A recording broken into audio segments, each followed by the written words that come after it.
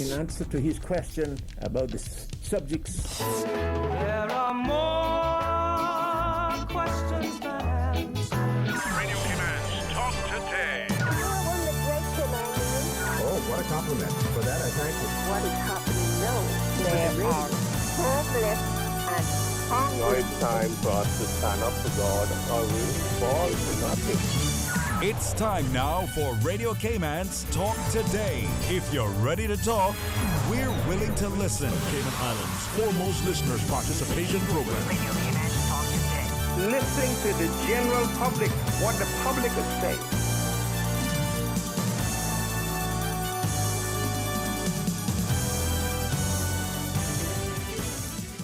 Hey, good afternoon and welcome. Sometimes they say the more things change, the more they stay the same. Well, they also remind us change is the only constant. Let's see what happens today. 949-8037, 1-800-534-8255. Got the excellent company of Miss Susan next door, sort of steering this ship into safe harbor. And we have you out there. What are you going to share with us? Well, let's kick things off with some open line. Stay tuned for Talk Today. Talk Today is brought to you by Fidelity Bank. For all your banking needs, visit fidelitygroup.com. Fidelity, we're good for you. Also brought to you by greenturtle.ky. Take a ride on the Green Turtle Express today. Download the Green Turtle app. The future of mobile. Saving lives today. Radio Cayman's Talk Today, the Cayman Islands' foremost listeners participation program. We ask our listeners to avoid statements or comments which are abusive, derogatory, malicious, or defamatory. Do not use any indecent language or make any statement which is false or misleading. Email talktoday@candw.ky or call 1-800-534-8255. Courtesy of Live Communication. Let your voice be heard. Radio Cayman's Talk Today.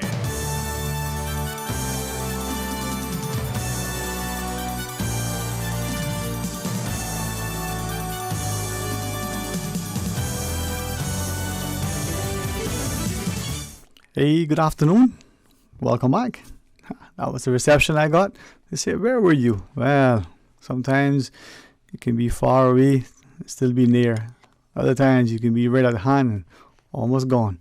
949-8037, 1-800-534-8255 or WhatsApp 925-3261.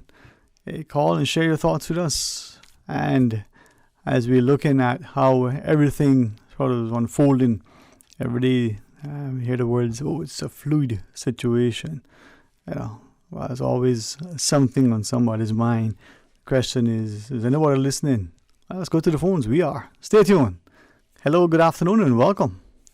Well, Ellis, I would like to speak to Mr. Sterling Green Bank. Well, I'll tell you what, he'd like to listen to you. I heard he had left and went to Las Vegas. And I was wondering when he'll be returning. Yeah, someplace I've never been and have little desire to go, but maybe I will at some point. But never know. Yes, well, come back, sir. Yes. Well, thank you, because a country song says, it's one thing to be gone, not forgotten, but be forgotten and not gone. So, that is true. Like some of the politicians, huh?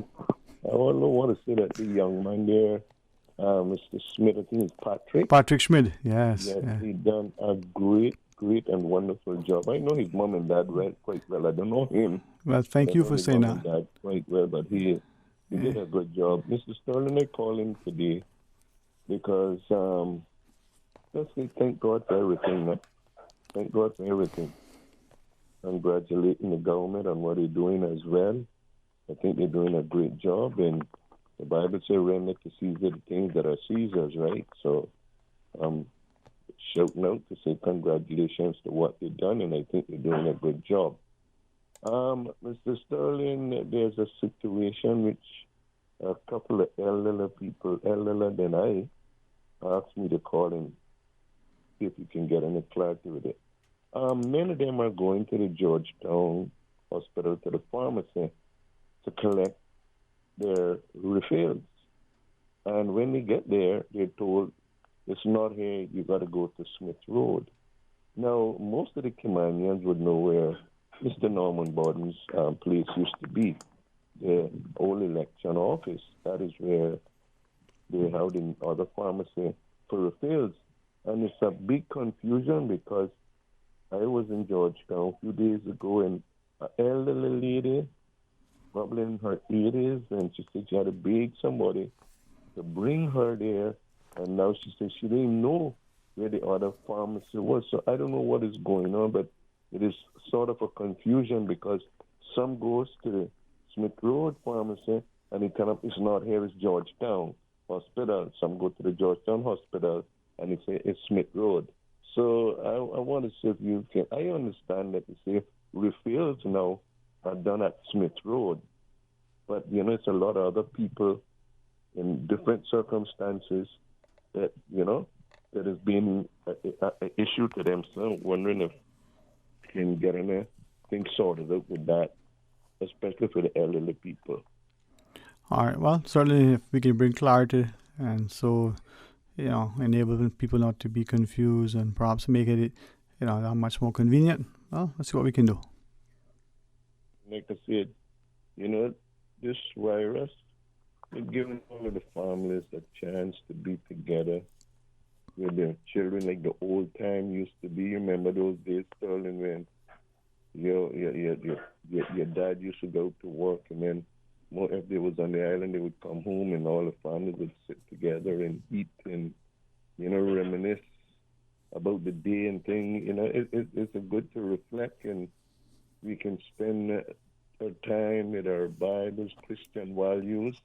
So in every bad thing, we must take good things out of it, And this too, I guess, will pass because I was listening to CNN this morning where they're saying that, China's opening up some stuff and doing some work again. So everything is for a season, huh? So I hope you stay well, you and your family. And Amen. Thanks for Radio Cayman, and especially all of the frontline people that you got there, and Miss Susan and everyone. So take care and God bless. God bless, and thank you. And to you and yours, be safe as well. Well, let's take one more call. Good afternoon. Thank you for calling.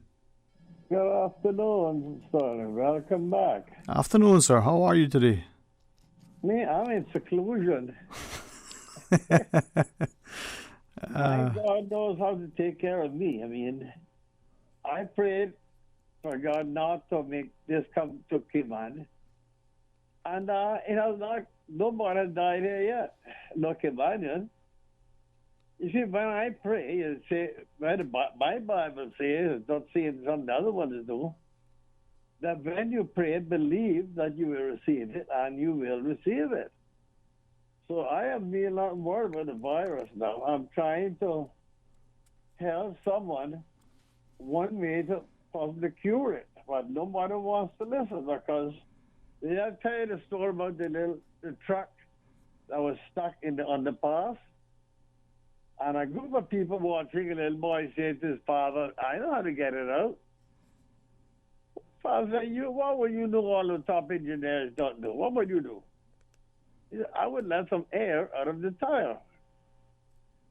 A very simple solution, but some people thinking too much, so they don't go down to the bottom. Now, I know my chair, what I've always used for the common cold. And this virus is similar to the common cold in many ways. It's not the same thing, but I know what worked for me at least should have an effect in having to reduce it or have the people to get better. And like I said before, it's simple. Blend up some aloe vera with honey and orange juice to get your vitamin C in there. And drink it with not much, just a little half a cup every 2-3 hours. Now, I don't see any harm in doing that. We have people that are sick, just make them drink and see. If it cures it, well. If it doesn't cure it, it can cost me anything you want. I don't care, And I gave on the radio several times some other simple cures. I don't know if anyone even try it still. Like rub down with peanut oil, you will not have arthritis. Now, man, and people are complaining about arthritis. But nobody wants to try it. Just rub your butter down with some peanut oil, which you can buy in a supermarket. Huh? If you have peanut butter in the stomach or remember having that bad time in the month, drink a cup of plantain leaf tea. And I mean, that's a cup, part of younger leaf coming up, put it in water and boil it, make it steep and drink it. It's a nice tea. You do not even need sugar. Yeah? These are simple things, but some are so easy that, oh, we can't do that. That's so easy. That's going to be a couple of years to some scientists find some drugs we can use. You know? Like, really, I mean, it's like salvation. God say, whatever you want, must ask in prayer, believe it, and I will do it. I don't know what kind of God they're worshiping, but that's what my God says. And he said, when you're praying, forgive. Because if you do not forgive your fellow man, neither will your Father forgive you. So all I'm saying is, do what you want. Get up and say, I love you, Jesus, I get saved. And you saved. That is not what my Bible says. The first one to proclaim that Jesus was the Son of God was the madman in Mark, because Mark was the first book written. I know a madman, can't know who you are, you're the Son of God. You know? So all of these, some of these churches, I mean, I feel sorry for them. I'm not a hater, I mean, I feel sorry for them. They're jumping up and down, shouting, hallelujah, God, I love you. But, you know, I couldn't stop getting messed up my pretty car, you know. Right now, I don't see the churches doing anything around there. A food drive, pass around food or something to their own members. And they know a lot of members are very poor people. And I'm sure they can just collect the food and make some of these Wheels on Wheels people pick it up, give them. Yeah. Internationally, what makes these really, really mad is that when they begin to start in countries, Canada, America, and England, they don't say anything about Cuba. You know, they talk about Jamaica and other countries around there. But Cubans are the ones who very unselfishly risking their lives to go to countries, sending all the doctors and nurses to these countries. So what about Cuba? Mm-hmm. What are they there to do, you know? Well, you certainly see them, you know. All right? Yes, sir. And you commend them for their humanitarian efforts, you know, when it comes to medical relief in that sense. So, hey, thank you very much, sir, you know, for sharing with us. And who knows, you know, your words may not fall on deaf ears. All right, a few more callers in the queue. And we'll just pause quickly, take a short break, but join us after. Stay tuned. Start getting your debt under control with a debt consolidation loan from Fidelity Bank. At Fidelity, your loan decision is quick with no runaround. Plus, with competitive interest rates and fees, we will help you reduce your monthly payments and get you back to living again. Don't let the burden of overwhelming debt tie you down this year. Call Fidelity today and let's make it happen with a Fidelity Bank debt consolidation loan. Fidelity, we're good for you. When you've got boxed in your freezer, there's no need to stress. Just heat it up, cause we've done the rest. Get boxed, it's local. Get boxed, it's tasty. Get boxed, it's easy. Get boxed. Boxed meals are available in the freezer aisle at all major supermarkets, or stay at home and take advantage of their free home delivery with any order of $100. Visit boxed.ky for the full menu. Order at wholesale at catering.ky or call 326-3937. Customs and Border Control, CBC, is advising the public that the Extension and Visa Counter Office on Elgin Avenue remains closed until further notice. If persons, however, are no longer working for their employers or their work permit has been cancelled, we strongly encourage persons to take the necessary steps to leave the island once an opportunity presents itself. Persons desiring to leave may express this to the Governor's office by calling 244-3333 or email emergencytravel@gov.ky. The public is asked to continue checking and listening to the media advisories from CBC and work with regards to when and how they can ensure they remain compliant with regulations. We continue to ask the public to comply with the government curfew hours and to please stay home to save lives. Social distancing is crucial for our community to get back to normal. And never before has communication been so crucial. Keeping in touch with family, friends, and up to date requires you to stay in touch. Green Turtle offers the solution for both. Download the Green Turtle app now. Top up yours or a loved one's phone with any mobile carrier in any destination in Cayman. Phones delivered to your home, and with the new rewards program, you can even redeem points towards a new phone and other products. Download the Green Turtle app today. Green Turtle is not only the future of mobile, but today it can help save a life. Hashtag Stay Home Cayman. Take a ride on the Green Turtle Express today. Download the Green Turtle app. The future of mobile, saving lives today. Listen to the general public. Your thoughts are just a telephone call away. 1-800-534-8255. What the public is saying. Let your voice be heard. And now, Radio Cayman's Talk Today.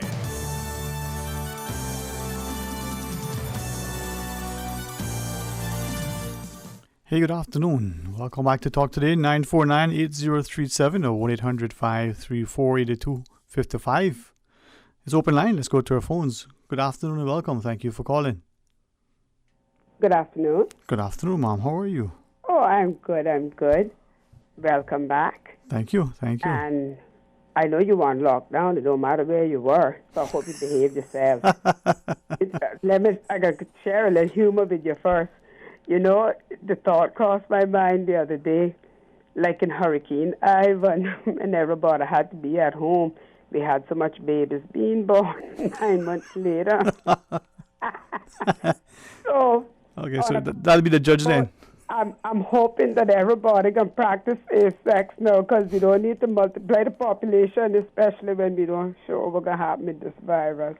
But anyway, that's their business. And just to endorse what I think your first caller said, Patrick did a wonderful job. And I listened to him quite a bit, and he did a wonderful job. So kudos to him. Yeah. Dwayne, I got a little concern on my mind, and that is, I would like to appeal to everyone that anyone who has tested positive with the virus, if you know who they are, please do not stigmatize them. You know, don't make people feel like lepers. It's not their fault that they got it, and don't put any more stress on them than I imagine they're already going through. You know, they don't deserve that.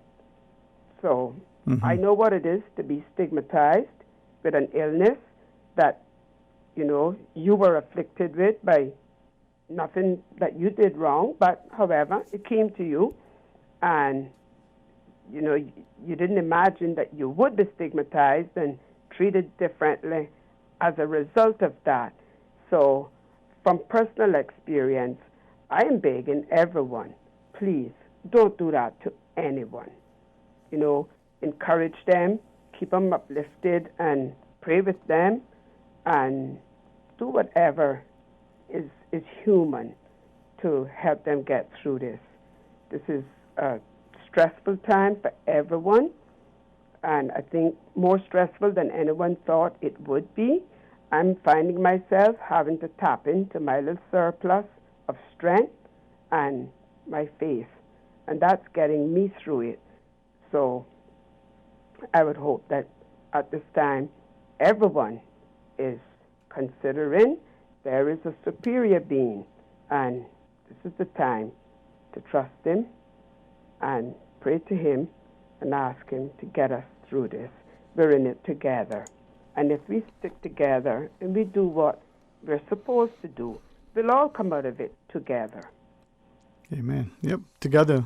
And On a personal note, I'd like to say that if I live to see the 13th of this month, it will be my 13th anniversary as a survivor. I pray you do. You give me encouragement. And you know what? I will. Amen. I will. God is my protector. I trust him. I have faith in him. Had it not been for that, we wouldn't have this conversation today. So I ask everyone, just be patient, have faith, be strong. You're stronger than you think you are. When you're tested, you'll know. This is a test for all of us, and we can do it. So be safe, Cayman. Amen. Hey, thank you. Okay. All right. All the best to you. You too. All right. Bye-bye. Encouraging, inspiring, uplifting. Let's go to the other call. Good afternoon. Welcome. Thank you for calling. Is this Mr. Dwayne? What's your name again? How you doing? I am blessed. Then. How about yourself? Is Patrick there too? Sorry? Is Patrick there with you today? No, sometimes some people just need a little extra time to be able to do some things. So today is his turn. Okay. Anyway, good to hear you, man. I wanted to say, just talk to Susan. I told her I was going to send her a copy of this thing. But I don't know if you saw any, it's a video, a YouTube video about this doctor's name is Shiva, S-H-I-V-A. No, I haven't. You haven't? Okay. Well, this thing, when you see this, and, he's one of confirming what I knew already, that this whole thing with this coronavirus thing, they have it's called the deep state. It's the rich people, he named the people too. He's running for office in Massachusetts. And he talks about how people like Bill Gates, Hillary Clinton, and her husband and all these people all connected with this thing, and the pharmaceutical companies is it like, they all, I knew that for a long time, that the pharmaceutical companies pay the pharmacists and the doctors and the stuff, not all doctors, because I know my friend up in West Palm Beach, he talks about them too. But the thing is that this whole thing has to do with the New World Order. They want to get a one world thing where one government for the whole world. You can have, that's why you hear about bitcoins and all that. Nobody wants to have different money. And the thing with these, like for instance, you hear about this 5G, and I knew that for a long time too. So this 5G thing has little to do with anything to do with, it's all about controlling the population. That's what that is all about, because you're going to have, you see, with 5G now, you're going to have little antennas all over the roads and stuff. You wouldn't even know them if they were antennas, because they look like different things. But they got them in houses, they got them in on the roads, on the street, they light poles and stuff. And what they're doing, they got cameras on them so they can oh man, you don't know all the stuff that goes on. And this is why God decided that, because they were planning to do this, it comes back to haunt them, because they think these people think they can do these things. But I just want to tell everyone, if you go on YouTube and look on a video with Dr. Shiva, he's an Indian, he's the guy that invented the email thing. He was 14 when he invented it, and he's running for office in Massachusetts, and he's getting all the young people and people to back him up and stuff like that. And he talks about this coronavirus. It was a thing that was done to create this situation. And my friend, when you listen to him, and he knows what he's talking about, because my friend Dr. Sayers up in West Palm Beach says the same thing to me. He talks about how he just got, it's like a cure for cancer. He'll talk about, we got to give you all this stuff. It's all to do with the pharmaceutical companies and people like Bill Gates and these greedy people who have, and the one who got the Facebook, all of them. Everything they do is about money. And the good book says what? The love of money is the root of all kinds of evil. And I can tell you something. I'm not a prophet, but I tell you the other day, last September, like I got this, I don't know if it's God talking to me. I think it was God talking to me, but I said back then, I was telling somebody, I said, before April 2020, I said, we're going to have a recession, and it's going to be a worldwide recession. I talked about all this construction. I talked it on radio. I said it on radio, so if people heard me, they should know. And I said that all of this construction, you're going to see half it set up there, half buildings. Because what? Money. Everybody's chasing money. And they don't look after the people that, oh my God. My friend, all I can tell you is I pray every day for this island until we get back to the place where we love one another and do God's will and put God first. These things will continue to happen because people look at money. It's nothing in this world is worth anything. It's all vanity. The Bible says that.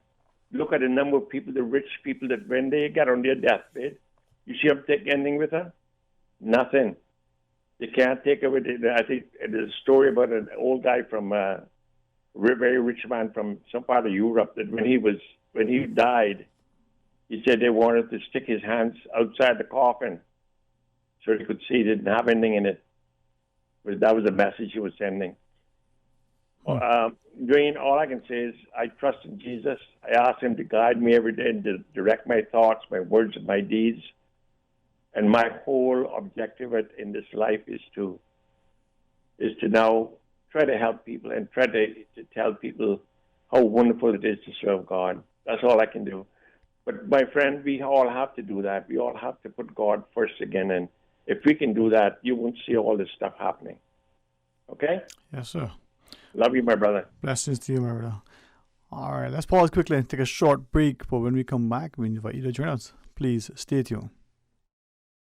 Social distancing is crucial for our community to get back to normal. And never before has communication been so crucial. Keeping in touch with family, friends, and up to date requires you to stay in touch. Green Turtle offers the solution for both. Download the Green Turtle app now. Top up yours or a loved one's phone with any mobile carrier in any destination in Cayman. Phones delivered to your home, and with the new rewards program, you can even redeem points towards a new phone and other products. Download the Green Turtle app today. Green Turtle is not only the future of mobile, but today it can help save a life. Hashtag Stay Home Cayman. Take a ride on the Green Turtle Express today. Download the Green Turtle app. The future of mobile, saving lives today. Did you know that ValueMed Pharmacy has a free online prescription service? Managing your health and medical requirements has never been easier with ValueMed. Simply visit value-medpharmacy.com. That's VALU-medpharmacy.com and click the Refill Prescriptions tab on our website. Fill in the information for new prescriptions or refills and choose your preferred pickup location. ValueMed on Walkers Road or Town. Then bring in your original prescription from your doctor when picking up. There's no need to stand in line and wait for your prescription. Save time and pick up prescriptions at your convenience by visiting value-medpharmacy.com. That's VALU-medpharmacy.com. The Cayman Islands government would like to remind the public that e-services are available for vehicle license renewal, trade and business licensing, police clearance, and other transactions. Skip the line and apply online. E-services are user-friendly, efficient, and most important, you can apply and pay from the comfort of your home. Visit eservices.gov.ky. Digicel's Shake to Win is back. Every Saturday, Digicel is giving you a chance to win LTE handsets, cash prizes, data, D-Music subscription, gas vouchers, grocery vouchers, and that's not all. Every week, you get a chance to win a $5,000 regional prize. Don't miss out. Simply download the new My Digicel app, activate a plan if you're not already on one, and shake to win every Saturday. It's that simple. My Digicel. More made simple. Terms and conditions apply. Listen to the general public. Your thoughts are just a telephone call away. 1-800-534-8255. What the public is saying. Let your voice be heard. And now, Radio Cayman's Talk Today.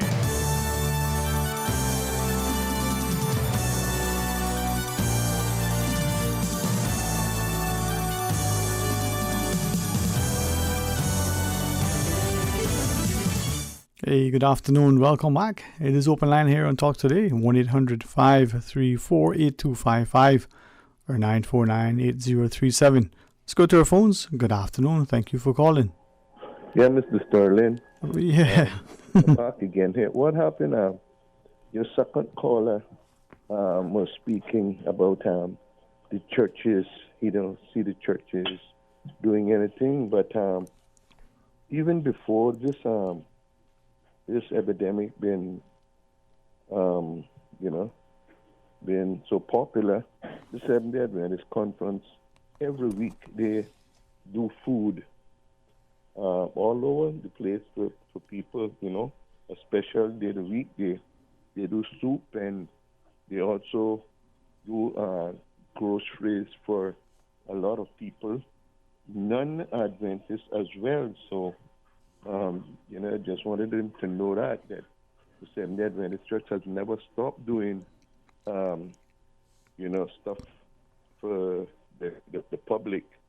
And at this time, the Seventh-day Adventists have been giving out a lot of food to different people on the island, different areas. So just wanted them to know that the Seventh-day Adventist Church also has a very good food store in the conference, mostly all vegetarian products, and you can get anything there. So some people that is interested in healthy food, they should visit there sometime. So I just wanted to thank you for that.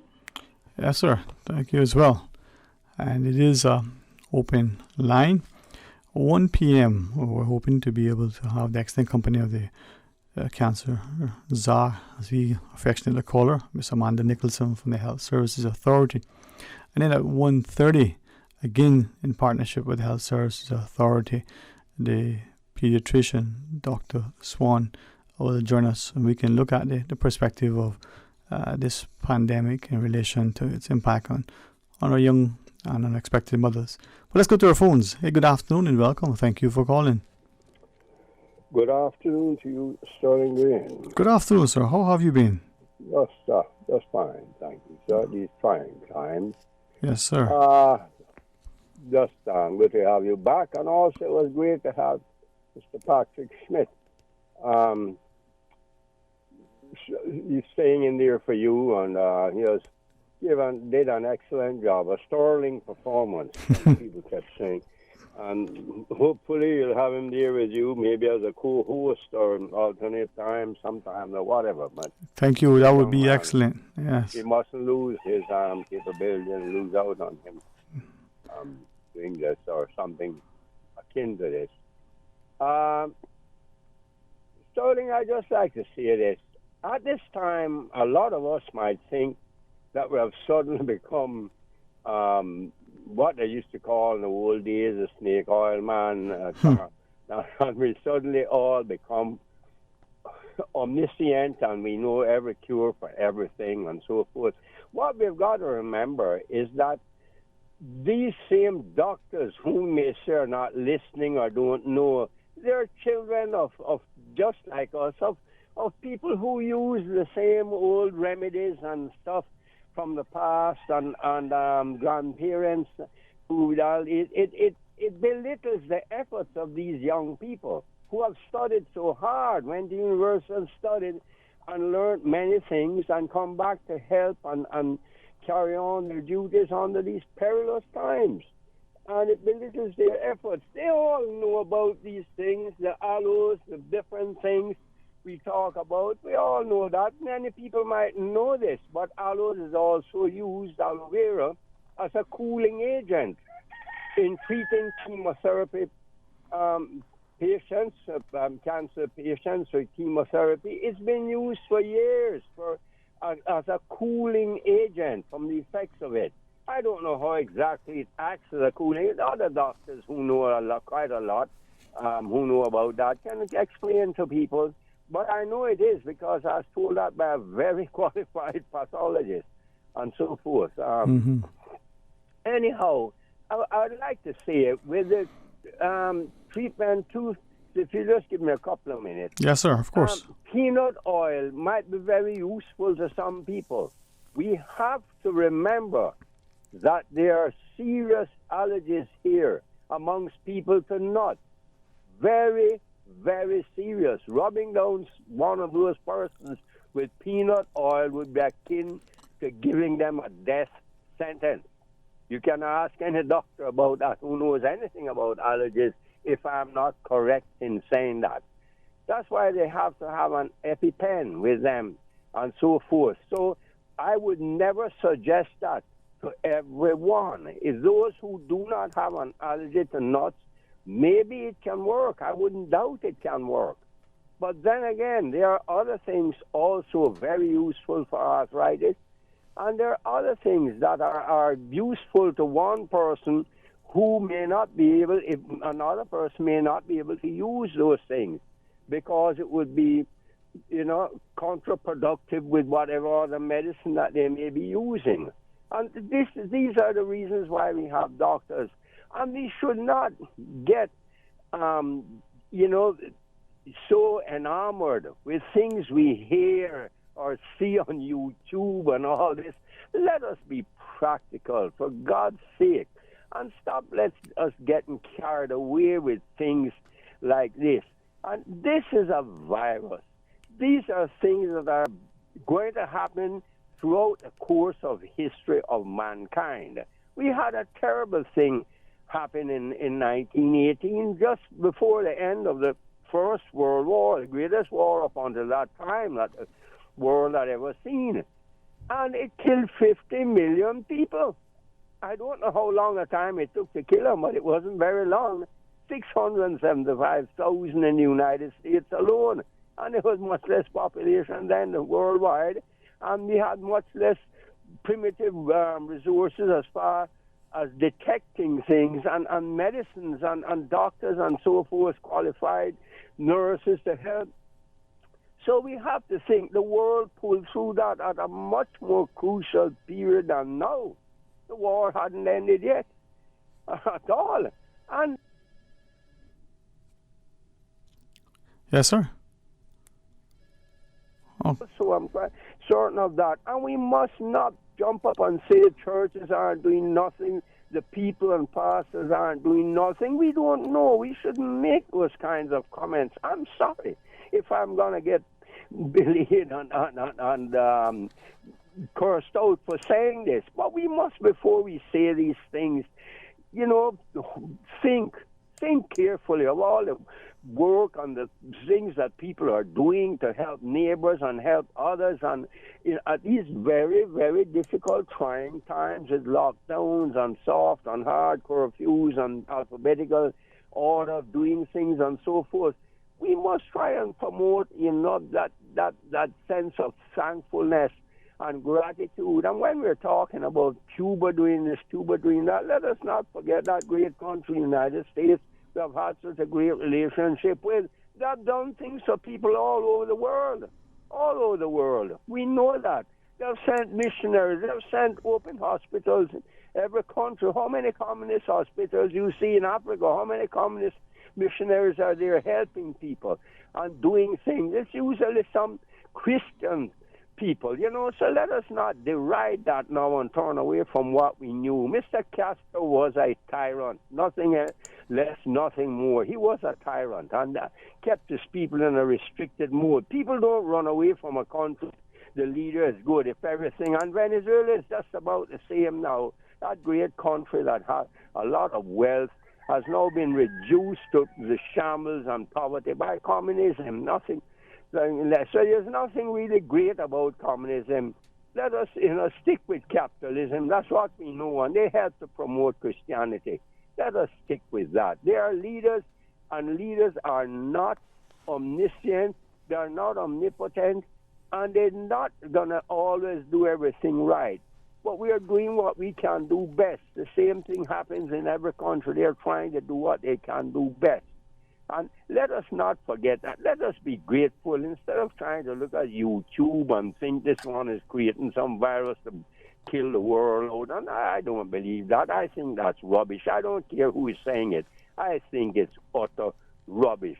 This is a stage we're passing through. Jesus didn't say we wouldn't be suffering things along. We wouldn't have this. You have the Ebola, you have the SARS, you had God knows how many different things you've had. We have people being killed every day, thousands being killed weekly by terrorists and monthly. And this is what was said in the Bible, wars, rumors of wars. That's not to say that this is going to end the world or this is... I don't believe in that. Let us have that kind of positive attitude, practical, and listen to the government, listen to our leaders that's saying and what they're planning to do, and see if we can go along and cope with it or suggest things that are practical and useful and positive and not discouraging and let us get away from that kind of nonsense. Let us not pander to everything we see and hear on YouTube or some other thing, Facebook or all that nonsense. Let us be practical. Yes, sir. Thank you very much. Wonderful. Thank you too. And with that, let's just pause and go to our headline news. Stay tuned for Talk Today. Today's biggest news. Radio Cayman. It's only 2 species that we have here on Island. Generations present. Your voice, your choice. For today's biggest news. Access. Local, regional, international. This is headlines from Radio Cayman's newsroom team. Today's biggest news.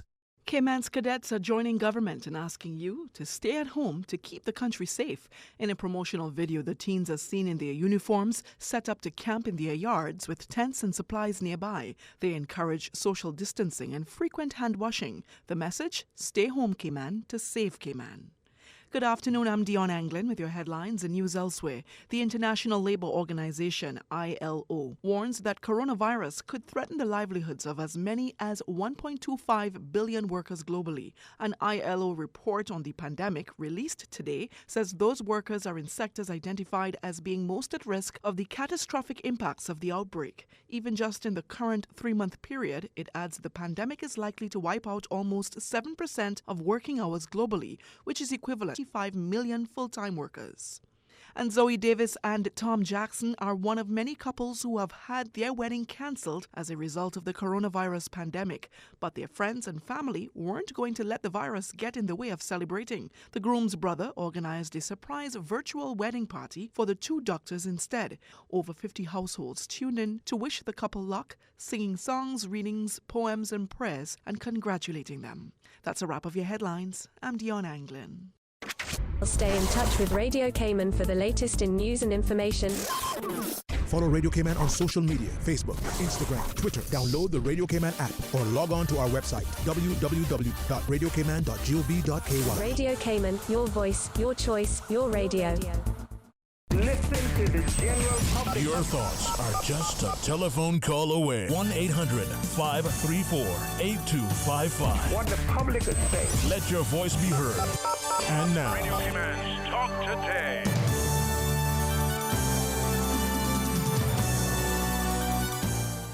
Hey, good afternoon. Welcome back to Talk Today. And in a few short seconds, we'll be able to join our cancer registrar. But first, let's go to our phones and take this quick call. Hey, good afternoon. Welcome. Thanks for calling. Yes, it is. Hey, friend, how are you? Yeah, man. You all right? Very thankful, man. Very great. How about yourself? Right there. Good to hear from you. You made it back. I thought you were suspended, man. It's be interesting to hear what people thought.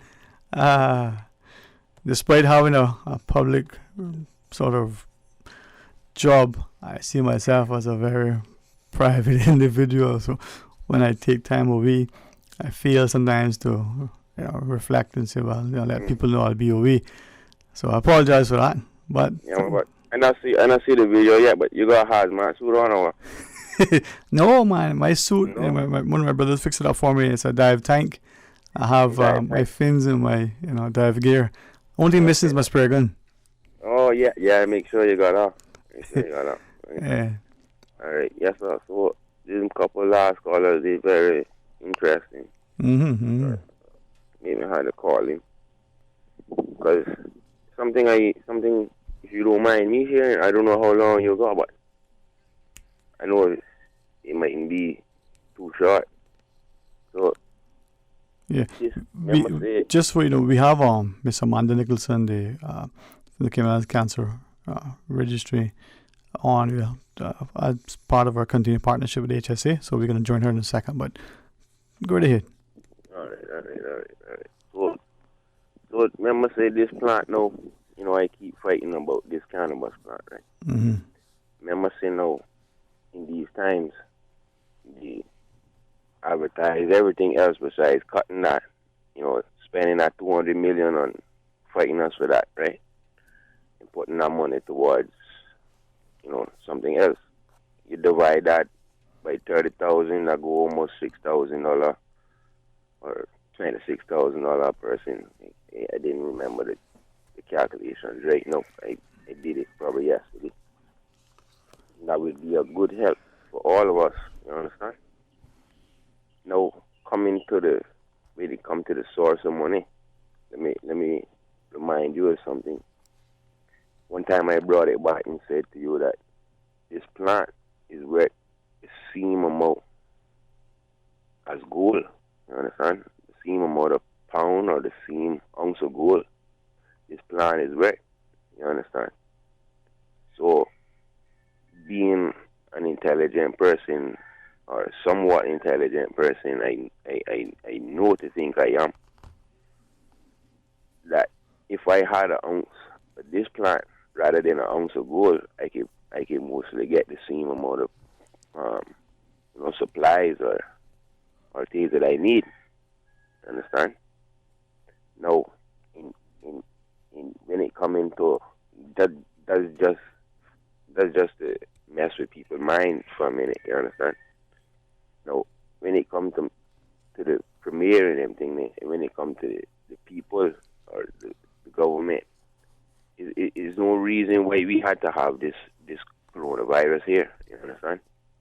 They took it upon themselves to kind of mess around and be greedy and try to get that, or try to get it so that they can use this coronavirus like how the rest of the world is locking down people, using that, you know, as an excuse to lock us down and pretty much get the same kind of death. When it's debt, you know, the currency, the money. And when I say money, debt, you know, credit and debt or debit, get that same amount going on here, that same amount in process going on here as it would be if we had spent the money on building the dock. Understand? And that would benefit a certain class of people here that, you know, if we so hungry, and why we would sell the house for $10-15, try and get a party and a soda. You understand? That would be benefit to somebody here. You understand?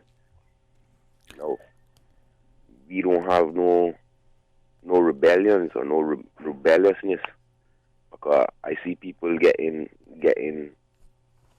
you know, reprimanded for just speaking their mind on a private group or a private, you know, things like that. My question is, if you so worried about the coronavirus or worried about us, were you there trying to peek in or trying to listen to what people saying in private groups about you or anybody in the government? Were you not trying to listen what really going on in the world on how they trying to tend or take care of this? Because as I can see or as I can hear, the infection rate is growing up. Even as we lock down, and that's probably just through them bringing in people or bringing in, you know, Caymanians from other places that have this thing and they getting around it and spreading it. How they say that you mustn't wear the mask. How that is, that's a true indication that somebody is hoping we get the virus. You understand? If that's not thing, because I got the next party when they say about the earthquake, the woman say on the advertisement or whatever it is that they play in during the commercial, when the earthquake going on, do not move. Stay in the bed. You take a while to understand that, and you can see what's going on and why they tell you mustn't wear the mask. You understand? Or why they tell you, it's not no big deal if you're not wearing the mask. You understand? All right, man. Well, you know what? Keep thinking, keep sharing, and as have these discussions. But hey, thanks for that for now. And let us perhaps join Miss Amanda. But we'll talk to you again, God's willing. Let's go to the phones as we join Miss Amanda Nicholson from the Cayman Cancer Registry. Hey, good afternoon, Miss Amanda. How are you? Good afternoon. I'm well, and how are you? Oh, blessed and very thankful. And if you don't mind, I refer to you to Kansas Czar, so that's okay? Not a problem. I like that. Well, I trust that you and your colleagues and their families are all safe and well. Yes. We're very fortunate that no sickness, no problems with us so far. So we're very blessed. Thank God. Yeah. Well, I know that this week we're celebrating National Cancer Registrars Week, so I invite you to share with us. Huh? Yes. Cancer registrars are observing this all over the world, and it is the 24th year that we are having a National Cancer Registrars Week, and it runs from April 6th to the 10th. And the purpose is really just to emphasize the role that not only registrars, but that anyone involved with cancer research is doing to provide us with this valuable foundation of information. And while it's called National Cancer Registrars Week, it's important to note how many people throughout our community contribute to cancer research. As you know, our registry is unique in that it's voluntary.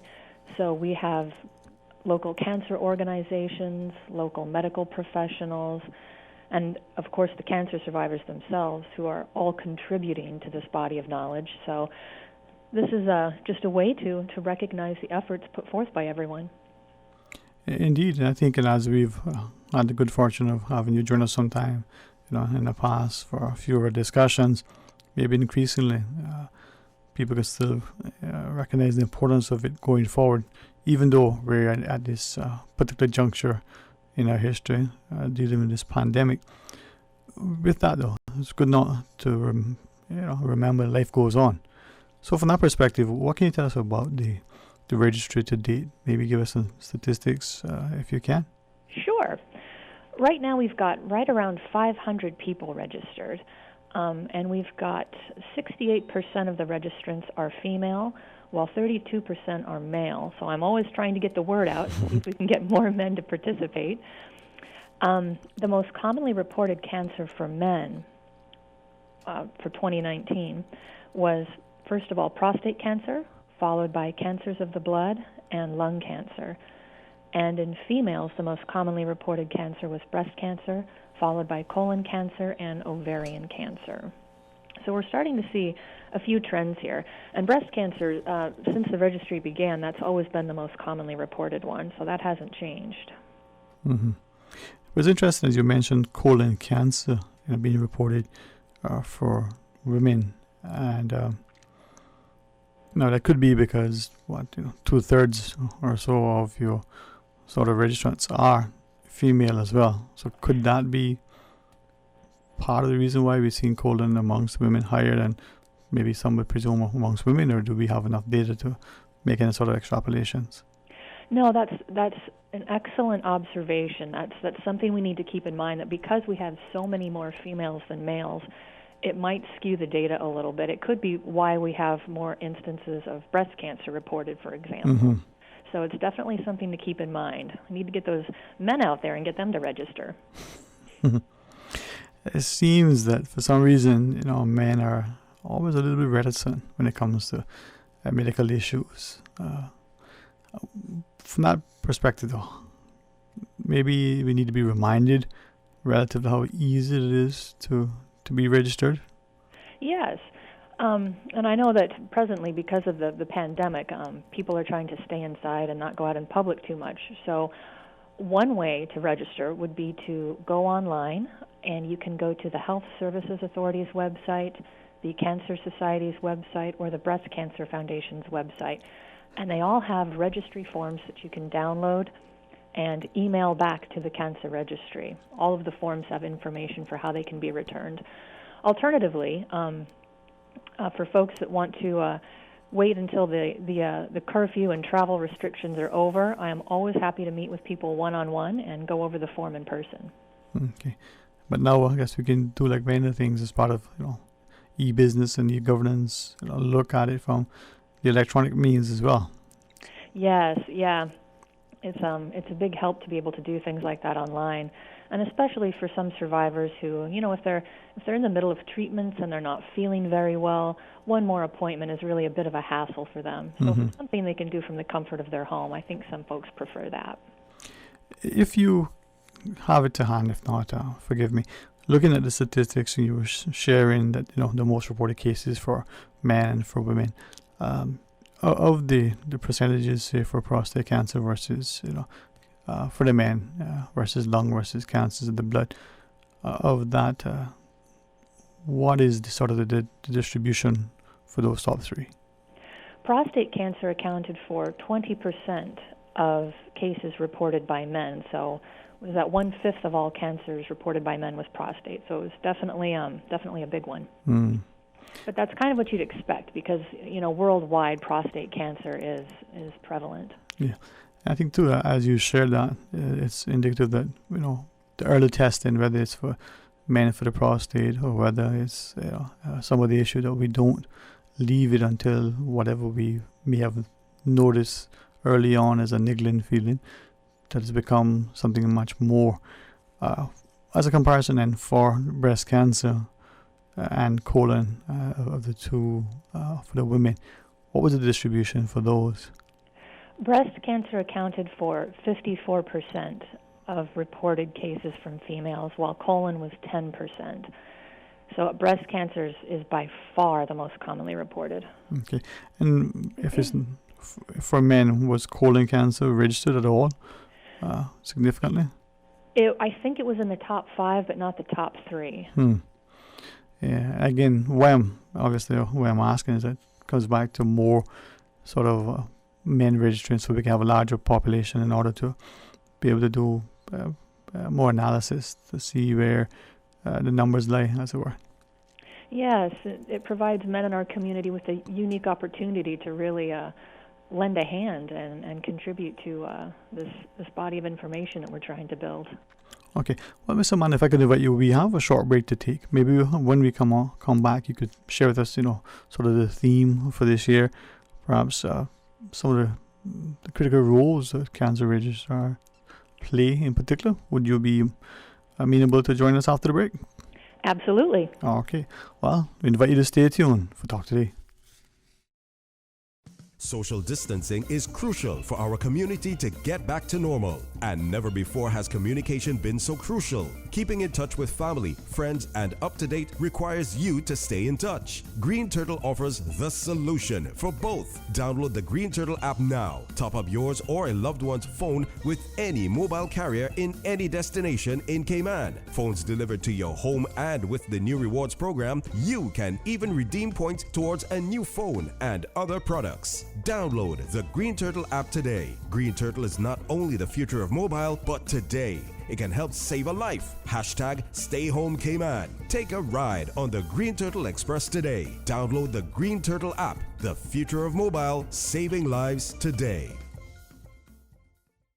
For nearly 20 years, Kingsport Center has been the heart of the Cayman fitness and wellness community. In order to ensure the welfare of all, we are temporarily closed until further notified by the Cayman Islands government that it is safe to reopen. During these trying times, we encourage everyone to maintain a healthy lifestyle, mind, body, and soul. We look forward to continuing providing you with world-class service in the very near future. Remain strong and continue to show the world the power of Cayman unity. Kingsport Center, your one-stop shop for fitness, recreation, and relaxation. Radio Cayman News. 4 new positive cases of COVID-19, bringing Cayman's total number to 39. That we can get through this incredible crisis that the entire world is facing. Several folks are busted for breaching the new Sunday hard curfew. I'm speaking to you at what I know is an increasingly challenging time. Radio Cayman, your official source for Cayman's COVID-19 response. Hear it here first. This is a public service announcement from your Radio Cayman, your community radio station. Here are some coronavirus prevention tips. Frequently cleanse hands with soap and water or an alcohol-based hand sanitizer. Cover your nose and mouth when coughing or sneezing. Avoid close contact with people suffering from acute respiratory infections. And avoid travel if you have a fever, cough, or flu-like symptoms. For the latest updates and information, please visit hsa.ky/coronavirus. Listen to the general public. Your thoughts are just a telephone call away. 1-800-534-8255. What the public is saying. Let your voice be heard. And now, Radio Cayman's Talk Today.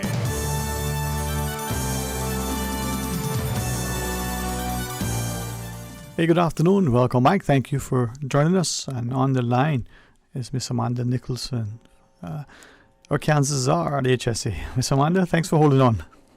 Thank you, sure. All right. So we're talking about the cancer registry now. Of course, I'll ask you to share with us, some of the stats again, perhaps before we close out. But the theme for this year, now you say it's in the 24th year that the National Cancer Registrars Week is being observed.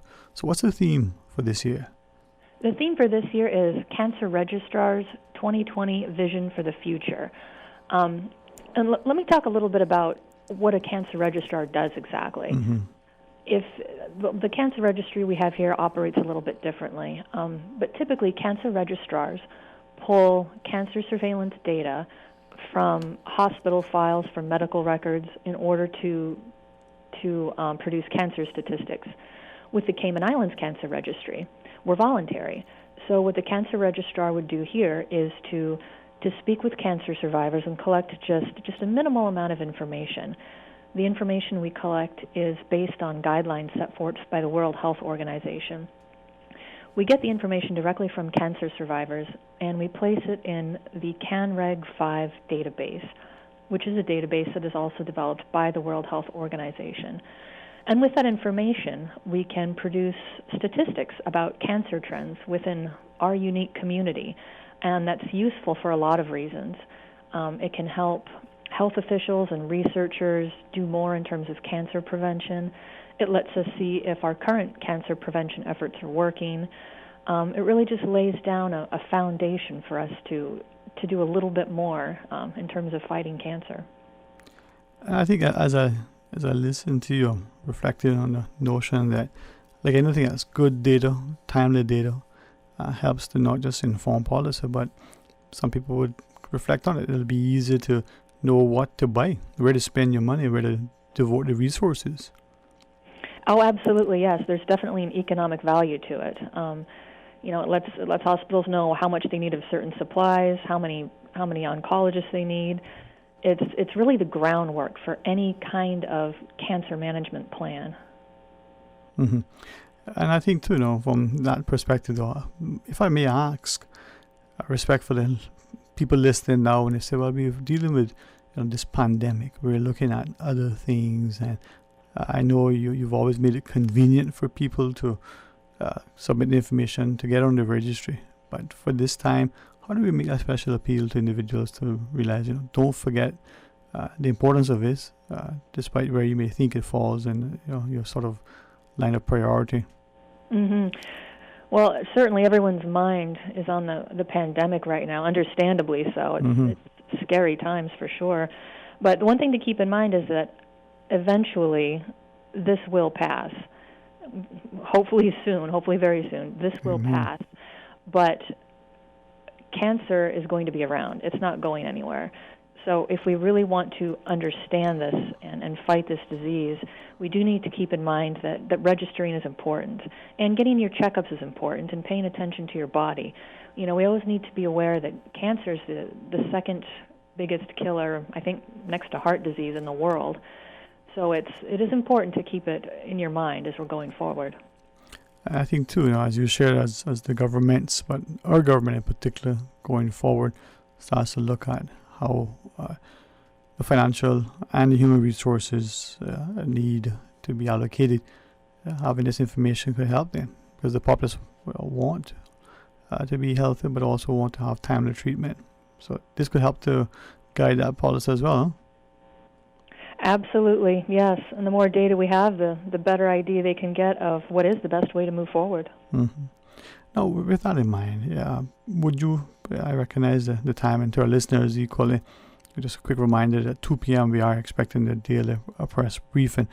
But could you remind us of how relatively easy it is for those who may just be joining to get registered, especially during these times, to avail themselves of the electronic means to register? Absolutely. There are several different ways to register. One way, as I mentioned, is if people want to do this in person, they can come to my office once we've gotten the all clear to move around freely again, that is. Another way, which for right now would be the best way, would be to visit the Health Services Authority's website, or the Cancer Society's website, or the Breast Cancer Foundation's website, and download a form which can be filled out, and it can either be emailed back in, and as I said later on, when this is passed, if folks want to drop it off, they can drop it off here at the registry, or it can be mailed in. Mm-hmm. But presently, with curfew restrictions in place, really the ideal way would be to download it and email it back to the registry. Okay, walk us through then, because I think more and more of us are going to become comfortable, perhaps, not just the convenience, but perhaps recognizing that we can do it when we want, in the safety and comfort of our own space. So you download the form, you fill it out, and when you submit it, what are you submitting? What sort of information are you looking for on the form? Share with us. That's an excellent question. The information that we collect is pretty basic. Most of it's demographic, and the form is about a page and a half long, so it's pretty short. So we're collecting date of birth, name, gender, ethnicity, that sort of thing, and then just a few basic facts about diagnosis. We ask what type of cancer a patient was diagnosed with, the date that they were diagnosed, the first treatment they received. And one thing we also like to track is whether they were able to receive their first treatment here or if they had to go overseas to get that. But the kind of questions we ask are things that people would just know off the top of their head.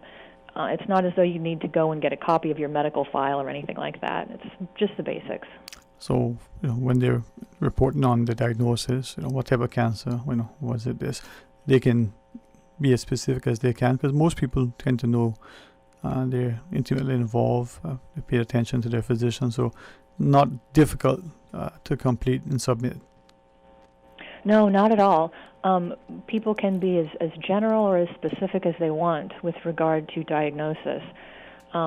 For example, with breast cancer, if someone wanted to report they had breast cancer, they could just write that. Or if they knew the specific type of breast cancer, infiltrating ductal carcinoma is the most common. If they know that, they can write that, but anything is helpful, regardless of how specific it is. Okay. Well, I think the more specific we can be, the better, but as you shared, just having, breast cancer, brain cancer will be helpful. Oh, absolutely. Anything that people want to share. And, if there are questions they're not comfortable answering, just leave them blank. And any information is helpful. Yeah, and then we can always have that interaction, perhaps, once they submit the forms. Now, I know that, thankfully, we live in a society, if we don't realize it, we see why our financial services is sort of the epitome of service and professionalism and confidentiality. But in HSA, our medical information is even that much more privileged and confidential. So remind people that this is very, very confidential. Oh, yes, absolutely. We take confidentiality very seriously. I know that's a concern some people have when they're considering whether or not to register, but no one has access to the information except the registrar. And under no circumstances do we ever share data with anyone outside of the cancer registry. It's completely confidential. If we could ask then one quick question that was sent to us on a WhatsApp. Someone's asking, basically says, we've got a little extra time on our hands. Could we report a family member that passed on? And if so, how we would do that, and what information we would need, and then finally, is there a timeline? Apparently, this family member has been deceased 10 plus years, from what I can read here. No, there's no timeline. And yes, you can report on a relative as long as you're a first-degree relative, meaning you could report on a parent, a sibling, a child, as long as it's a first-degree relative. Mm-hmm. Would they need to provide any sort of information, death certificate, anything other than what you were asking on the form if they were self-reporting? No, just the form. And when there's a signature line on the back of the form, which gives us permission to use the information, on the signature line, if you're reporting on behalf of a deceased relative, simply put your relationship to the person. So you'd want to say whether you were their sibling, their child. Mm-hmm. But otherwise, there's nothing different for reporting. Okay, so just the information on the person, perhaps when the person passed and what was the diagnosis and the like. So the same sort of information, but anything more. Exactly, right. Okay. Well, it is perhaps, as many of us know, finding time, a little extra time to exercise, maybe when we're home in the evenings, maybe inclined to send this information that we were always meaning to do so. This would be an opportune time. I hope so, yes. And another thing people can do, if there's any confusion or they have questions, give me a call or send me an email, and I'd be happy to speak with people and walk them through the process, or even assist them in filling the form out over the phone. Okay. Well, certainly appreciate that. And thank you so much, to you and your colleagues at the HSC and all of the different departments, especially during this time, because we know. Oh, yes. All right. Well, keep us posted. Let us know how we can help you and your team to get information out, get the public's participation. Absolutely. Thank you. All right. Stay safe, huh? Okay, you too. Take care.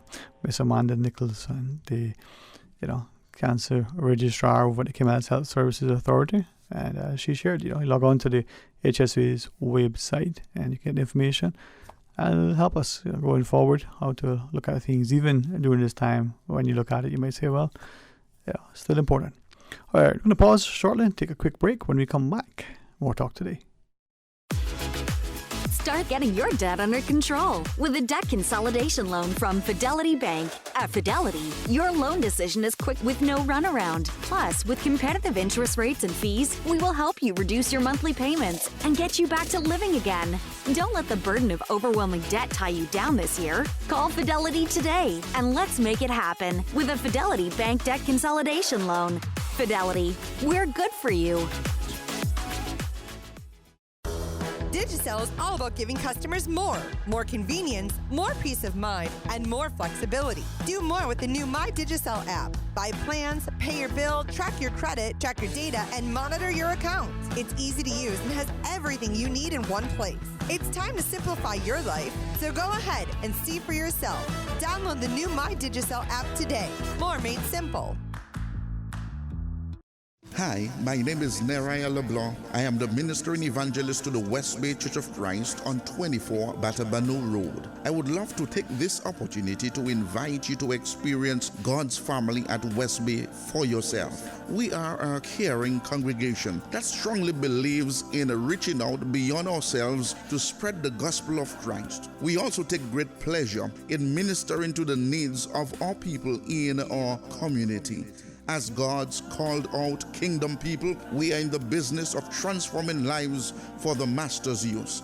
For more information, you can visit our website at westbaycichurchofchrist.org or call us at 946-9294 or 917-1809. Declaring the word of the Lord. Cayman Islands Church of Christ presents Word of the Lord. Word of the Lord, heard Sundays at 6:30 p.m. on Radio Cayman. A public service announcement from Radio Cayman. Coronavirus prevention tip. For persons who think they may have symptoms, you owe it to your family, to your friends, and to the community.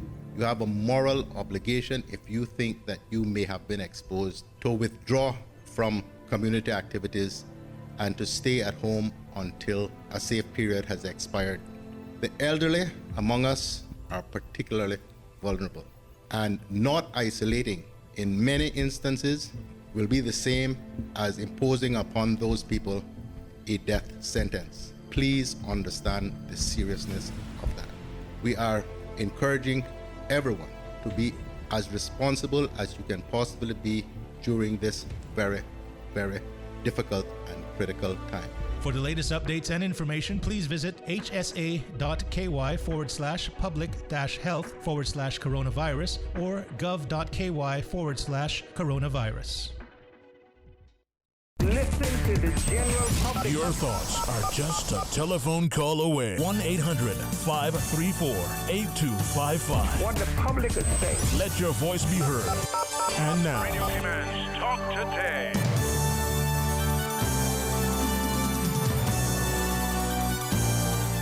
Hey, good afternoon. Welcome back to Talk Today. It is open line. A quick reminder, 2 p.m.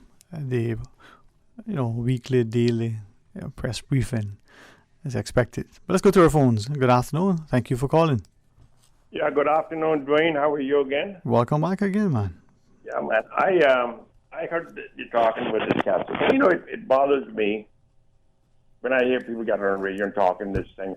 You know, cancer is a $173 billion a year thing. And I'm looking at something here now. It's called the breakthrough, and it's called the 8th element, a cure for all 213 types of cancer. It's something that was just signed by Trump. It's called the right to try, where the FDA had refused to give people permission to use this stuff. It has to do with stem cells. And it was done back in 1931 by a gentleman by the name of Heinrich Warburg, who was a Nobel Prize winner in 1931. And all this it's called the 8th element. And you know what the 8th element is? It has to do with oxygen. And it cures Alzheimer's, cancer, diabetes, and it's a stem cell thing. And this is coming now from my friend up in West Palm Beach, Dr. Al Sears. And it's a record. It's all on the records that this Mr. Warburg had invented this thing. But because, again, the love of money, the pharmaceutical companies didn't want that to happen because they would be out of business. Now, the same thing is happening again with the same coronavirus here. They're getting ready. Watch it now. Bayer, mark my words, Bayer is going to be one of the big companies that is going to be doing it. If there's a cure for this thing, or so-called cure or vaccine, because they just got hit since Trump passed that law about the right to try and stuff like that, and they've been sued for this bug spray and stuff that they got there. You know, these are the things that's happening, and it's all because these pharmaceutical companies, the FDA, and these people like this don't want this thing to happen. So all I can say is, if anybody out there with cancer and they want to know and try to be cured with this thing, contact Dr. Al Sears on the website, and you can talk to him. And he got a clinic up there, but oh my God, it is so beautiful. You can do it from your own house. Okay. Okay, sir.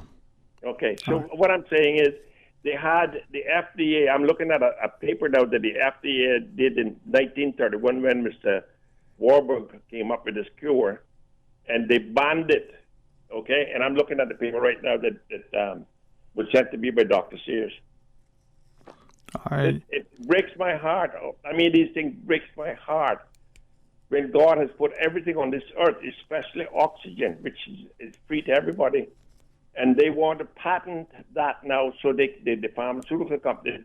But Trump stepped in and said, no, we're going to have a right to try and everybody can use it. Thank you, sir. Thank you. Always people who think. So with that, let's go to the other line. Good afternoon. Thank you for calling. Good afternoon again, Mr. Sterling. Is good doctor gone? Yes, sir. I wanted to talk to her something about cancer. Mm-hmm. Well, just for clarity, she's not a physician, but she's certainly highly educated. The Cancer Society thing, you know. She's because, she's at HSA, not as the Cancer Society, which is an NGO, but she's the cancer registrar over at HSA. Yeah, but see, I don't know whether I can call myself a cancer survivor or not, because back in 2001, I was diagnosed with cancer first in Cayman, and then they sent me Cayman, and they had all this tests and CAT scan, mammogram, or whatever it is, all they did. And they were sure I had cancer. Right? But my sources, especially the gentleman to call earlier, this is not coming from me. Maybe I read a lot of different books that they don't read. Right? So I told the doctor then, December 2001, I do not think I have cancer because I eat almonds regularly. Now, of course, that was all foolishness to them. And I told in 3 months' time, I'm going to come back without cancer, because if I even have cancer now, I know my God is going to heal me. Okay? February, I went to Cuba with one piece, like a grain of rice, that taken off my liver, and one X-ray. And it did not take those Cuban doctors 15 minutes before the nurse doing my triage or whatever it is. It was 3 doctors. I was amused by that. It was a black man, a white man, and a woman. Right?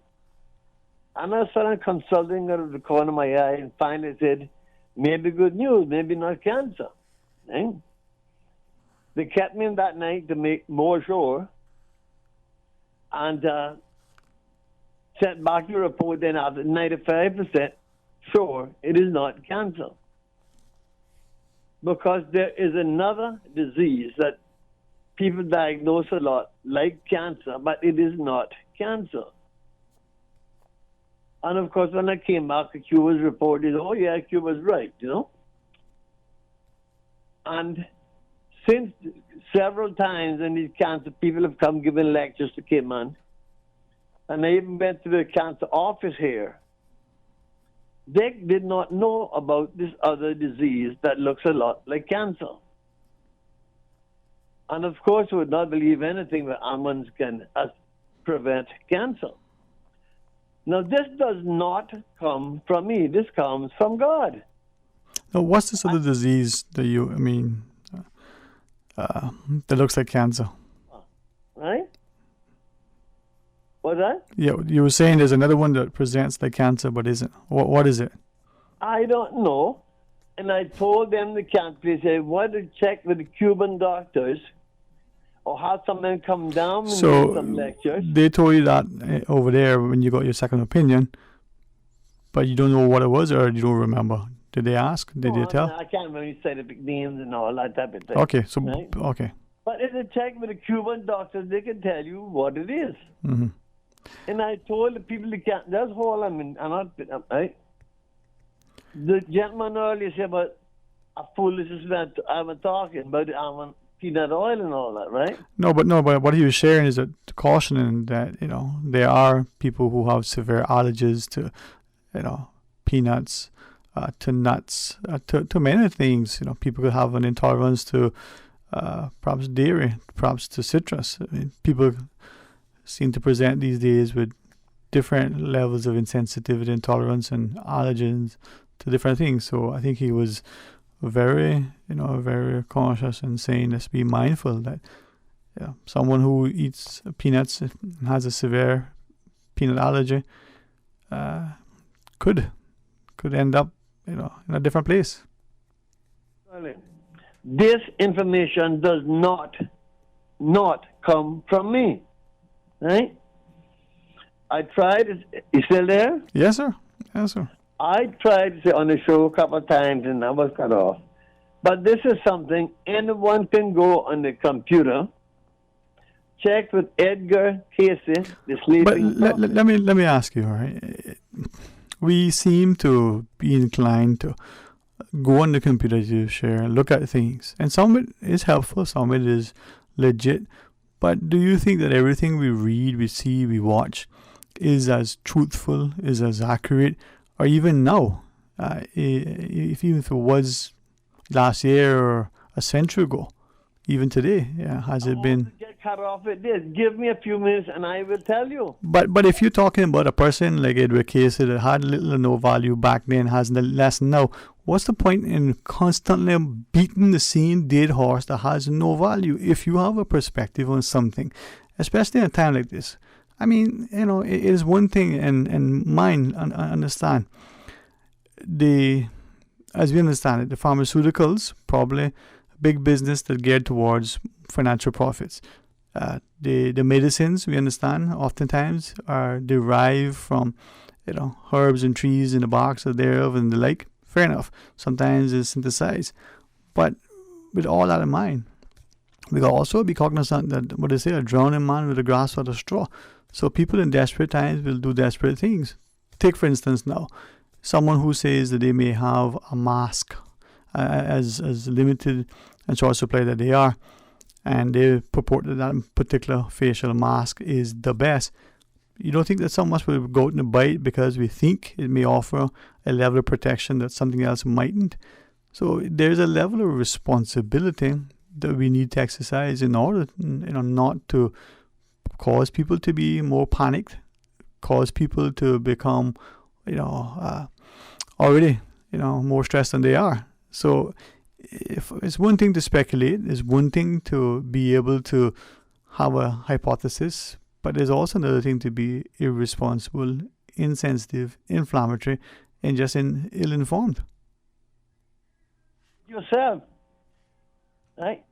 You will not give me the chance. It's not the first time. You do not want. But I keep sharing with you, right? You're talking about Edward or whatever. Listen, that is a dead horse. That honestly, part of foolishness, and that's that. So if we could talk about that, we're not talking about that. You want to talk about whether the moon is round or flat, whether the earth is upside down, whether you want, I'll engage you in anything else, but not nonsense like that. This is not nonsense. This comes from God Himself. Listen, Edward Cayce was nonsense. All right, so if you could talk about that, we're not. I tell you that straight now. Even give me a chance. All right, well, to explain what I'm talking about. Yeah. You never hear it. No, if you talk, let me ask for the last time. If you're going to call and talk about Edward Cayce, I'm not engaging in that. So if you want to talk about something else, tell me that now. If not, don't bother to talk to me. You don't want God to know what He's doing. No, right? no. I don't want to hear about Edward Cayce. God don't know what He's doing. You don't want to hear that. No. No. Listen, there's a old saying, and I subscribe to that. So we're not going to. Listen, people can have their opinions, but anyway. Let me take a short break. When we come back, more talk today. Please remember the government's press briefing is at 2 p.m. And we can critique that after the fact, but at least we're here and decide, whether that's good or not. Stay tuned for Talk Today. Social distancing is crucial for our community to get back to normal. And never before has communication been so crucial. Keeping in touch with family, friends, and up to date requires you to stay in touch. Green Turtle offers the solution for both. Download the Green Turtle app now. Top up yours or a loved one's phone with any mobile carrier in any destination in Cayman. Phones delivered to your home, and with the new rewards program, you can even redeem points towards a new phone and other products. Download the Green Turtle app today. Green Turtle is not only the future of mobile, but today it can help save a life. Hashtag Stay Home Cayman. Take a ride on the Green Turtle Express today. Download the Green Turtle app. The future of mobile, saving lives today. Start getting your debt under control with a debt consolidation loan from Fidelity Bank. At Fidelity, your loan decision is quick with no runaround. Plus, with competitive interest rates and fees, we will help you reduce your monthly payments and get you back to living again. Don't let the burden of overwhelming debt tie you down this year. Call Fidelity today and let's make it happen with a Fidelity Bank debt consolidation loan. Fidelity, we're good for you. This is a public service announcement from your Radio Cayman, your community radio station. Water-related activities such as diving, snorkeling, boating, kayaking, parasailing, and similar activities are strictly prohibited. Persons wishing to enter the water for the purpose of exercise and swimming are allowed to do so within the 90-minute allocation of time. I remind you again of the restrictions of persons congregating, no more than 2 unless within the same household, and to observe social distancing guidelines of staying a minimum of 6 feet apart at all times. Fishing from the shoreline or from a dock is allowed. If you must leave your residence to fish from the shore or a dock, this will be within your 90-minute allocation of time for exercise. All marine conservation laws and regulations still apply. Stay home unless absolutely necessary. The hard curfew will continue between the hours of 7 p.m. and 5 a.m. Monday to Friday, and from 7 p.m. on Saturdays until 5 a.m. on Mondays. For the latest updates and information, please visit curfewtime@gov.ky. That's curfewtime@gov.ky. The public is advised to report breaches to 911. The Mental Health Helpline is here for you. Are you having trouble coping emotionally? During times of crisis, you may find that your mood and feelings are affected. You may feel low, worried, or have problems sleeping. Do you know that it is okay not to be okay, and that caring professionals are here to help you? You can call 1-800-534-6463. Mind, Monday to Friday, 9 a.m. to 5 p.m. No credit? No problem. Stay on the line and your call will be transferred. Listen to the general public. Your thoughts are just a telephone call away. 1-800-534-8255. What the public is saying. Let your voice be heard. And now, Radio Cayman's Talk Today.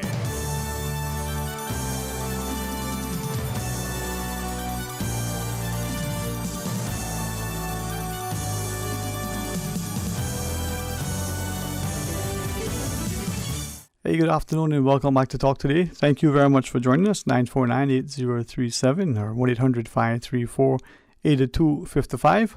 Let's go to our phones. Good afternoon. Welcome. You're on Talk Today. Good afternoon, Sterling, and welcome back. Good afternoon, Mom. How are you today? I am very thankful and highly blessed, and I'm not going to beat a dead horse. Yes, Mom. Yes, Mom. And I don't mean, yeah. No. I'm glad you gave me this chance now. You did the right thing, okay? Thank you, Mom. Listen good to me now. Yes, Mom. So I keep always talking about these same things over and over and over. A dead horse, a dead horse, a dead horse. And another dead horse is the peanut oil. And if they go back to somebody said, okay, you can have, if people are allergic to these things, that. I have a son that's allergic to peanuts. Mm-hmm. Okay? Sterling, if he is, look at, before I even go there, you remember we used to have a candy called a cat tail? Mm-hmm. A long candy. Mm-hmm. Put a color inside and put a color wrap it. That hasn't peanuts. And my son knew a long time ago now that he is allergic to the peanut. One time me and he would travel because he was asthmatic or I was sister asthmatic, but he could do so many things that he couldn't do when he were in primary school or even middle school, such as cutting grass and all that stuff there. He can do all that there now. I'm not on some wood now like I did a couple of days ago. You heard it? Yes. Heard it? So, okay. Me and him, since my accident, since I was in a vehicular accident there, that I was going to get another opinion overseas in the stateside. And I didn't have no peanuts because they give you peanuts on top of the airlines, right? The radio came on Airways. So I had these peanuts, and the people was in the back of us and in the front of us, and he was by the window and not eating no peanuts. I didn't open any to eat, and I didn't even collect any. Understand? Because I know this is a situation. So people around him, back in front of him, and when we landed and went through the immigration and all that stuff, the man looked at me and said, "Do he have pink eye?" I said, "No, he's asthmatic and he's allergic to peanuts." And he said, "You make him eat peanuts?" I said, "No, these are people that sit in the front and in the back of us." And just a set of that growing, with the AC and stuff there now. Mm-hmm. Right? Yeah. Yeah, look, he had people. I called the man up in Miami. Thank God it was no worse, huh? No, but then here you. No, I love my peanut butter. I can eat it by the spoonful too if I want. But I got to be outside, and when he's not home, Mm-hmm. I can't eat it inside the house when he is not even here. I have to go outside with my peanut butter sandwich or whatever, peanut butter and jelly sandwich, whatever, Mm-hmm. or my crackers and whatever. I'm eating it outside. Okay? And before I come back inside, I go wash my hands and all that kind of stuff too before I come back inside. Yeah, true. So here, this man, I don't know what to do him. Charlie, he's the best school teacher. Yeah, well, fair enough. Not and I appreciate what you're sharing. And I don't want to be disrespectful to you, but let's leave him be for now. And was there something else you want to maybe share with us in light of that? No. This is it. Yes, ma'am. People is really allergic to peanuts. So Definitely so. Peanuts, about the peanut oil now. Me with arthritis, osteoporosis, because he cured his mother with the peanut oil for her arthritis. Hello. If I use the peanut oil in my room, that can go all through the house if I keep my room door open. Hello, no. And my son would probably die from that. Yes. Well, you know what? That is very, very significant. An allergen, and we should not, as the caller shared, take it lightly. Thank you very much, Mom. And remember, 2 p.m. we have the press briefing, but I believe we have another opportunity to join a caller. Good afternoon. Thank you for calling. Yes. Yes, sir. Again, Sterling Green, hello to you. And to you, sir. I'm so glad that lady called, because she reinforced the seriousness of what I said. And I hope people who have an allergy to peanuts would never, ever take that advice. Mm-hmm. Because the consequences could be fatal. I endorse what she said. My wife has a serious allergy to nuts. Peanuts, number one. Almonds, the same thing. When we talk about almonds here, as we know the almonds, we sit and eat them when they're ripe and fall off the tree, and then we pound and open it. That's not the same almonds that we're talking about when you get. So if we tell a doctor we're using almonds, it's a very different thing. It's the almonds that maybe they're thinking that you buy in the cans and all that. And incidentally, the state of California produces over 60% of the world's almonds like that. We're talking about what could possibly be a fruit, and we know the kernel inside tastes like an almond, and it's just like that or whatever. It's good for you. It builds up your immunity. We all know that from donkeys years ago. But it's a very serious thing. My wife is allergic to it, and for that reason I like nuts. I don't ever buy or allow anything, any nuts even around her. So I don't buy anything like that. I don't have it in the house. I don't have it anywhere around at all. I've divorced myself from that. I'm thankful. If I'm way out by myself, miles away, and I may eat a little something with an almond in it, that's okay for me, but I wouldn't carry it home, and I wouldn't take nothing like that home. No way. I'd never have anything like that. Allergic to other things too, but principally nuts. As I said, it could be a death sentence.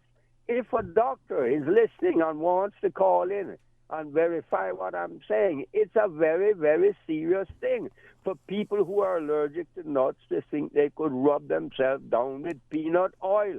There are other things you can do for arthritis, much other things. Most people my age have some form of arthritis. You will have it, even in your ears, the bones in your ears, the myosincus, stapes, whatever it is, you do have it. That's why you'll hear that high whistling sound like a cricket all the while. It's just an arthritic response in those bones in your ears. I've been told that from years ago by a doctor. So, but we must try and be realistic and rational. And as you're saying, not believing everything you hear or see on the YouTube and on Facebook or whatever it is these people try to give us electronically. Use our common sense. For Lord's sake, use our common sense. All these things are out there trying to make money too. money too, and we must be thankful for the Cancer Society. They have done a lot for people who have cancer and who have been needing treatment and needing help. My God, we should be glad to donate something to them. Sterling, Dwayne, have a wonderful day. I don't want to go on or carry on with this, but people must be realistic and be sensible. Be sensible. Thank you. Thank you too, sir. And be safe and enjoy. And as the callers emphasize, just the smell, as the caller prior, she referenced, being inside of the airplane. Sometimes we know just in a restaurant, she's cautious to say she goes outside and don't even want it in her own house. So some people definitely have to be very, very careful. All right, we're going to pause and take our break. If the press briefing starts as expected, we'll go straight there. If not, we'll come back, and when it does, we're going to go straight to it because we want you to be informed. Stay tuned for Talk Today. Your 2 p.m. headlines brought to you by greenturtle.ky. Take a ride on the Green Turtle Express today. Download the Green Turtle app, the future of mobile, saving lives today. Today's biggest news. Radio Cayman. It's only 2 species that we have here on Island. Generations present. Your voice, your choice. For today's biggest news. Access. Local, regional, international, this is headlines from Radio Cayman's newsroom team. Today's biggest news. The Cayman Islands Monetary Authority cautions financial services providers and their clients to keep an eye out for fraud as more companies offer digital solutions in response to the COVID-19 pandemic. As fraudsters take advantage of this new equipment, licensees and registrants should apply extra care to identify new threats and risks to security measures and operational processes. CIMA is warning you against sending money to or sharing personal, medical, or financial information with unknown individuals or businesses. CIMA says to also be wary of fake charity websites and emails. Do not click on links or open attachments that you do not recognize. Good afternoon, I'm Dion Anglin with your headlines. In news elsewhere, China reported no coronavirus deaths today, the first time since it started publishing daily figures in January. The National Health Commission said it had 32 confirmed cases, down from 39 on Monday. It comes as the government is under scrutiny as to whether it is underreporting its figures. The government says more than 3,331 people have died and 81,740 have been confirmed as infected. And as the COVID-19 map gets covered by growing red circles, several countries still haven't registered a single case of infection, including one of the most repressive states in the world, Turkmenistan. Many experts are concerned its government may be hiding the truth, which could disrupt attempts to end the pandemic. While the world battles coronavirus and more countries lock down their populations, Turkmenistan is holding a mass cycling rally to mark World Health Day today. That's a wrap of your headlines. I'm Dion Anglin. Your 2 p.m. headlines brought to you by greenturtle.ky. Take a ride on the Green Turtle Express today. Download the Green Turtle app, the future of mobile, saving lives today. Social distancing is crucial for our community to get back to normal. And never before has communication been so crucial. Keeping in touch with family, friends, and up to date requires you to stay in touch. Green Turtle offers the solution for both. Download the Green Turtle app now. Top up yours or a loved one's phone with any mobile carrier in any destination in Cayman. Phones delivered to your home, and with the new rewards program, you can even redeem points towards a new phone and other products. Download the Green Turtle app today. Green Turtle is not only the future of mobile, but today it can help save a life. Hashtag Stay Home Cayman. Take a ride on the Green Turtle Express today. Download the Green Turtle app, the future of mobile, saving lives today. Stay in touch with Radio Cayman for the latest in news and information. Follow Radio Cayman on social media, Facebook, Instagram, Twitter. Download the Radio Cayman app or log on to our website, www.radiocayman.gov.ky. Radio Cayman, your voice, your choice, your radio. Talk today. But I do have some questions. Talk today. Cayman Islands' foremost listeners participation program. Talk today. Because there are more questions than answers. What the public is saying. Waging to take your calls right now. Sterling Dwayne Ebanks.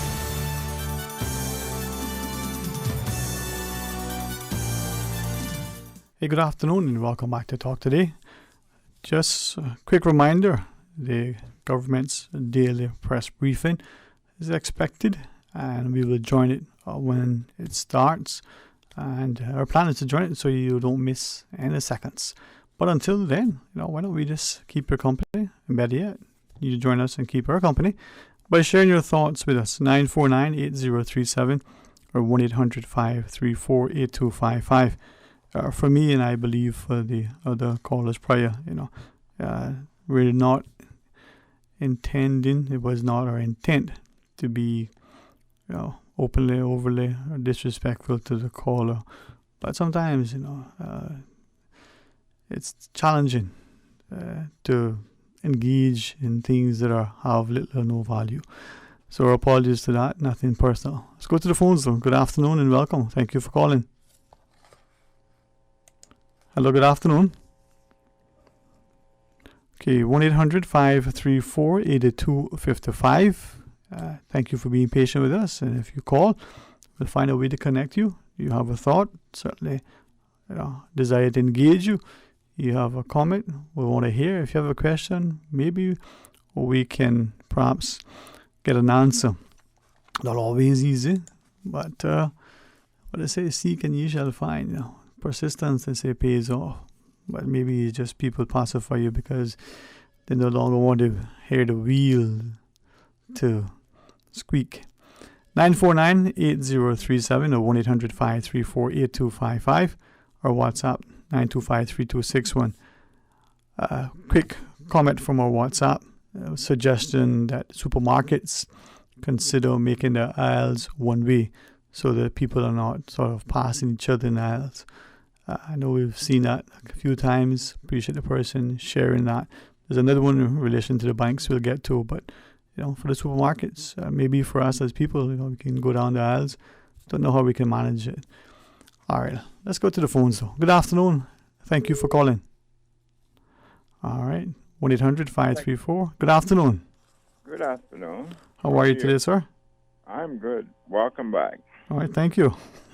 I'd like to make one short comment. Of course. The coronavirus is a terrible thing. But what it has done for us is to show us what will the port look like if we don't get the dock over there. There will be no cruise ship. If you drive through town, there will be nothing, no tourists walking the streets. That is what it's done for us, to show us the real outcome. You think so? Yes. All right. So let me ask you then. I mean, and if you wish to engage with the no dock, so there's no new dock dredged out there in the harbor, you don't think that the cruise ships will still come? No, because what is happening, they can build bigger cruise ships and they can't anchor. They need a port to dock by. So all the other places that don't have the docks, they won't have cruise ships either? No, well, that's my opinion. Fair enough. That's the way I see it. Right. So with the cruise ships then? I am in favor of the dock. Okay. So. What about the sentiment that the cruise ships are, not even large petri dishes because they themselves can be contained in labs, but the cruise ships are just the breeding grounds for more and more diseases? Oh, yeah, but I mean, that's not what the purpose is. Stop making them come here. I mean, my point is, there are diseases all over the place, and the cruise ship just brought us one. And they're the one. But, yeah, it brought us the coronavirus. The first case we knew came from the cruise ship. And then many others across many of their ports, not just within the Caribbean, in South America, Europe, but North America as well. Yeah, well, that's true, but that is my take on it. So could the coronavirus, I wanted to say it in the West Bay style as the Honorable Premier had done, the virus, could that also may have given us opportunity to look at other things, families coming together, the need for more time and perhaps less hassle, stress and congestion? Yeah, it's doing a lot in the sense that we can get together as families. Mm-hmm. But I still see people out there gathering that shouldn't be where they are. Right. You know, they're not listening. Mm-hmm.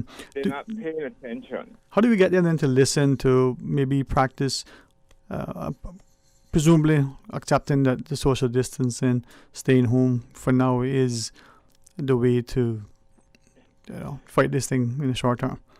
I don't know, because certain people just don't listen to nobody. Mm-hmm. Certain breed of people just don't listen. Mm-hmm. Don't listen. Our people, and then we got some from all other nations here. It's just nothing we can do about them. Okay. Now, what about as the virus has impacted our shores, and could it also maybe have sent a sign to us to say, listen, more isn't more, the greed, the constant chasing of money and materialism, that maybe that in and of itself, it shouldn't be our sole pursuit. Could the virus may have been an indication of that? Yeah, it could have. But, I can't comment too much on that one, but then it's an issue that we need to deal with social distancing. Mm-hmm, mm-hmm. We have to stay away from each other for the distance that we need to stay. Yes, sir. Yes, sir. Well, anything else you want to share with us? No, welcome back. Well, thank you for listening, and thank you for letting me, have a sort of a little back and forth with you. I trust you continue to stay safe. Yeah, sorry I can't That's all right. have too much to say, except what I have in mind. Well, that's all we can expect. Thank you, sir. All right. Have a good evening. All the best. Let's go to the phones, though. Good afternoon. Thank you for calling. Hey, good afternoon. Hey, how are you today, my friend? Okay, are you able to ask questions at the press briefing from the station where you are? No, we listen to it. We do have our reporters in attendance, but that's covered by our news team. I like the general public. I think there are opportunities for questions to be posted, and as they've, recently Ms. Caroline has been the one sort of moderating the press briefings. There's a very, very long and frequently updated question that they answer, so we can do that. But you have a question that you wanted to pose? Yeah, I was wondering why doesn't the government allow people who are tested positive for the coronavirus, why don't they allow them to quarantine in hotel rooms instead of letting them go home, where it's very dangerous in spreading it to the rest of the people in the household? So either make it mandatory or voluntary? Well, I think it should be mandatory. Okay. Well, I know that that question has been asked a number of times, and I think just using Dr. Lee's responses, he did say other jurisdictions, that is their policy. Some jurisdictions have a different one. For now, it seems that the accepted practice here is that if you're tested positive, that you're expected to stay inside within your own space. There are, I guess, penalties or offenses committed if you're seen out and about. He did reference very early on that they would be asking the authorities to assist to ensure that people who contravene, that requirement. But I hear you, and it is one that many have asked. Why isn't it that they're required to be quarantined, which we're told quarantine and isolation are two different things. Quarantine happens under the public health law as a legal requirement. Thank you, Dwayne. All right, man. Well, thank you, sir, for listening. A few more calls, Miss Susan. Is that our plan? And as your listeners share, once the press briefing convenes, we'll join that. So let's go to our phones in the meantime. Good afternoon. Thank you for calling. Darlene. Yes, ma'am. Yes, ma'am. I had to come back and finish that peanut business. Yeah. Oh, sorry. Yes. Yes. Listen, you remember where I were at about the cattail candy, right? Yes, ma'am. That was the stage that was discovered that my son is allergic to peanuts. But then it proved it even more when we were on the airline, that people were eating in front of and behind us. But here, when the immigration guy asked if he got pink eye, I said no. I explained to him that people were eating in front of him and in the back of him. And then I said to him, and then he said to me, "What did you do?" I said, "I gave him his Ventolin syrup, medication, right? Because if I didn't do that, my son might not have been even to get up to walk off the plane. You know what I'm saying? Yes, well. It is that bad." So he said, "Well, what?" So he said, "Where is this make?" I said, "It's right here in my bag." I hold my bag for him, a big old bag. I carry stuff in it. My medication, his medication and stuff is inside that bag. Then money's in the pockets, okay? Sterling. Yes, well. A little bit of humor right there, then. There you go, man. There you go. Well, thank you for that. And we're told the press briefing is about to start, so we're going to take that live as well. And welcome to the latest press briefing here on the coronavirus. I'm Donna Bush. Welcome to our CIG TV viewers, as well as those on our social media platforms and those listening on Radio Cayman. A reminder that if you have new or unanswered questions, you can send those to gov.ky /coronavirus. Just go on there and check. Those questions should be answered there for you, as they are all categorized. Also, if you need to renew or apply for a new business license or renew your vehicle licenses, or to do other business online, you should go online to eservices.gov.ky. Just that information there for those who may want the correct information. Before we go to our panelists this afternoon, we begin with a prayer from Pastor Sean Knight. Father, your word declares that if we call unto you, you will answer us and show us great and mighty things. You are an ever-present help in a time of need. You have promised to keep us in perfect peace when our minds are fixed on you. We look to you, for we know no greater source of power or authority. Give us today your guidance, strength, wisdom, and protection, especially for the most vulnerable among us. Thank you for our government and for those working on the front line of this pandemic. Show yourself strong on their behalf. Bring us through this season of difficulty and emerging threat, as only you can deliver. God, we ask that you bless these Cayman Islands. We ask this in the authority of the name of Jesus. Amen. And thank you, Pastor Knight. We'd now like to introduce to you our panelists, who are His Excellency the Governor, Premier the Honorable Alden McLaughlin, Minister for Health, the Honorable Dwayne Seymour. We also have in studio with us the Chief Medical Officer of Health, Dr. John Lee, Commissioner of Police, Mr.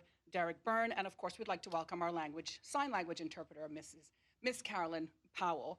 And of course, we have the media that are joining us by Zoom out of their homes. Welcome to everyone. We'll begin now with Dr. Lee. Good afternoon. There are 114 results added today, of which 4 are positive from students who are staying in the government facility, and 2 were contacts of previous cases that have been reported. So a total of 6 positives reported today, bringing the total number of positives to 45. The breakdown for the status of people around the islands is that there are 2 hospitalized patients with COVID-19, 21 people who remain symptomatic with symptoms managing at home, 2 have clinically recovered, and 5 have fully recovered. On Cayman Brac, 17 people have been tested overall, and there is 1 positive case still who's doing well, and 16 negative. Thank you. Okay, and thank you to Dr. Lee for that update. Do we have any questions from members of the media to Dr. Lee at this time? If not, we'll move on to Commissioner Byrne.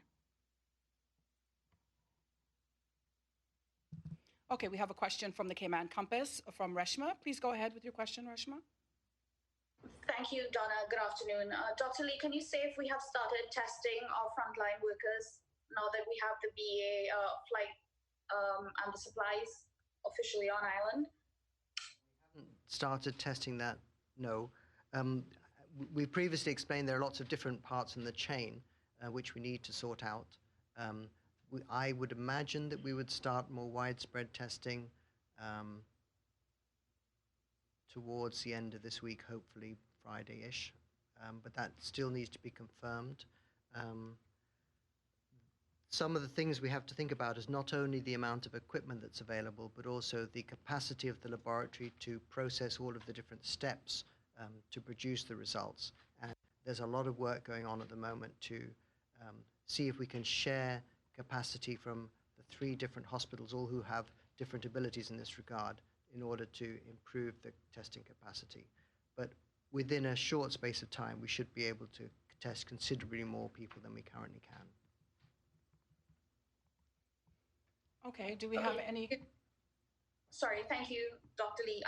Just to talk a little about the assessment tool that is now available to the public. If you do have any numbers that you can share with us for those who are accessing that, and maybe because I've gotten some comments coming in, to advise the public if this is not a diagnostic tool, but rather just a self-check, so that this does not tell you that you do have it or you don't have it, and use that as a medical diagnosis that you can continue on without taking the necessary precautions. Absolutely, I'd entirely support that, Reshma, that this is a tool to answer some of your questions at most of the steps, where if there are any concerns at all, it points you on to a healthcare provider or the flu hotline. The number of people that have accessed it is pretty amazing. It's 4,214 as of about midday today, when you sent me the question. Are there any more questions from the media for? Yeah. All right, Wendy, we hear Wendy, you. Go ahead. Wendy Ledger from CNS, please go ahead. Thank you very much.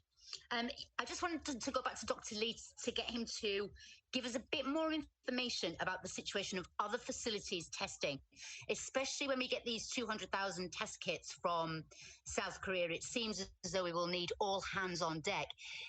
Can you explain what quality control issues that you might be having with other facilities, what the barriers are to these other facilities, not just Health City and the Doctors Hospital, but also other clinicians and private practice on the island? Because I would imagine the more people that are testing, the better. Wendy, that sounds like you could have a whole show about this particular topic, and I'm certainly learning as I go along an awful lot more information about testing. There are a great deal of steps. You're quite right. There are a great deal of steps, and at every step there must be appropriate quality checks and quality control checks in order that we can trust the results that come out the other end. At the moment, the only enterprise that's approved to test with PCR, with the PCR technique and with any technique, is the Health Services Authority. As we all know, the Doctors Hospital is working towards getting that same PCR system up and running. The Health City do not have the ability to do the polymerase chain reaction test. They don't have the machine, and I don't think they have any intention to do so in the short term. However, they do have laboratory skills and laboratory equipment, such as the correct level of cabinet to deal with biohazardous material. And so they may be able to help with some steps in order that we will get much more of a factory sort of conveyor belt type process to process things. But yes, you're absolutely right. Being able to assure ourselves of the results is paramount in this process. I do have Can I just get a quick clarity on that, which means then at this point, the HSA remains the only place, even with 200,000 test kits, where people will be able to get tested? That's correct. I do have a question from the public, and then we're going to go to Reshma from the Cayman campus. Dr. Lee, can you say whether the 4 students who are now positive are still in quarantine at the same facility? Yes, they are. Thank you. Reshma, please go ahead. Sorry, Donna, you took my question. I was going to ask the same thing about the student status and if they're at the isolation facility, if they've been released, the positive students. But also, Dr. Lee, can you tell us how many more students remain to be tested, or if that we have completed all the students who are at the facility now? I wasn't expecting that question. I'm sorry. So there were 75 students that have been tested so far, of which 71 are negative and 4 are positive. I don't know the number of outstanding. Absolutely, I'm sorry. I know there are some that are still going through the system. I would imagine it's around 40, but I'm not absolutely certain. Okay, if that's it for questions for Dr. Lee, we'd like to now call on Commissioner Byrne to give us an update from the police.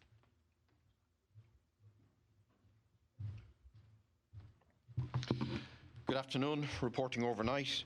Very quiet overnight. No significant issues of a policing nature arising. Crime remains very stable and the hard curfew period continues to operate quite well across the islands. Looking at Little Cayman last night, no issues arising. Cayman Brac, 21 vehicles intercepted by police, no breach of curfew detected. Grand Cayman, 109 vehicles intercepted by police, no breaches of curfew detected. Since 6 a.m. this morning, 2 persons have been found in breach of soft curfew, both conducting commercial works without exemption. Business at the supermarkets, banks, pharmacy and gas stations is operating without incident this morning, being well managed, well controlled, and all persons are following social distancing protocols. There is activity on our beaches with persons out walking and a small number of persons in the water swimming. Our helicopter and marine units continue to be deployed on extended tours monitoring the marine and ground activity. A quick reminder that the daily exercise period Monday to Saturday is between 6 a.m. and 6 p.m. Just one issue that if I could mention today, speeding dump trucks. It's been repeatedly mentioned and reported to our command centre. I have previously raised it here at media briefings, but it continues to cause concern for road users, with a number of complaints being received that some of these trucks are driving at very high speeds in a reckless manner. Our roads policing and traffic enforcement unit have been tasked to respond, and if we as a police service receive video footage, dash cam footage of the trucks complained of with license plate details, and we get a date, time, location for the alleged offence, we will initiate an investigation. A reminder that we return to hard curfew tonight, 7 p.m. until 5 a.m. in the morning. Persons not exempted in writing should not be out and about during these hours. Police static mobile patrols will be in place across the islands throughout the night. No other issues arising. Thank you. Okay, thank you, Commissioner Byrne. Do we have any questions from the media for Commissioner Byrne at this point? Yes, Wendy from CNS, please go ahead. You have a question for Commissioner Byrne. Thank you, Donna. Appreciate that. I've got 2 questions, actually. One's just a point of clarity. We've had a few people complain and say that the police have warned them to stop doing work in their own yard because they've come under suspicion of doing construction, when they're doing construction on their own house, that they're actually doing a commercial. So the position is you can work within your own grounds. You can be out and about operating within the grounds of your own home, your own residence. I think we've said that, and I'll send that out again through the police command centre to make sure there are clear instructions. Okay, Wendy, I'm sure it's hard for them to police it. The second question is, can you give us an update on the voice note that was circulated regarding the governor? I understand that an arrest has been made. So I can confirm that an arrest was made this morning. Yeah, I confirm an arrest was made earlier this morning. One person is currently detained at the Custody Detention Centre for investigation and interview, and it's not appropriate to say any more at this point. Thank you. We do have a question from Reshma at the Cayman Compass. Thank you, Donna. Commissioner, the 2 individuals that you spoke about who breached the soft curfew, can you tell us if they will be ticketed or if they were just warned for prosecution? Yes. Warrant for prosecution. You're right, Reshma, the ticketing does come into place today. We're just not ready to start that operation, but they have been warned for prosecution. Okay, any more questions for Commissioner Byrne? If not, we're going to move on to hear what our Honourable Premier has to say today. Mayor McLaughlin. Thank you. Hello, everyone. I start with the customary world stats of the progress of the virus through the world. People are really paying attention to this. I thank you for your attention and are suggesting that I add either countries or indeed other information. So one of the questions that has been repeated, one of the requests that has been repeatedly made is that we should also mention, I should also mention the number of persons who have recovered.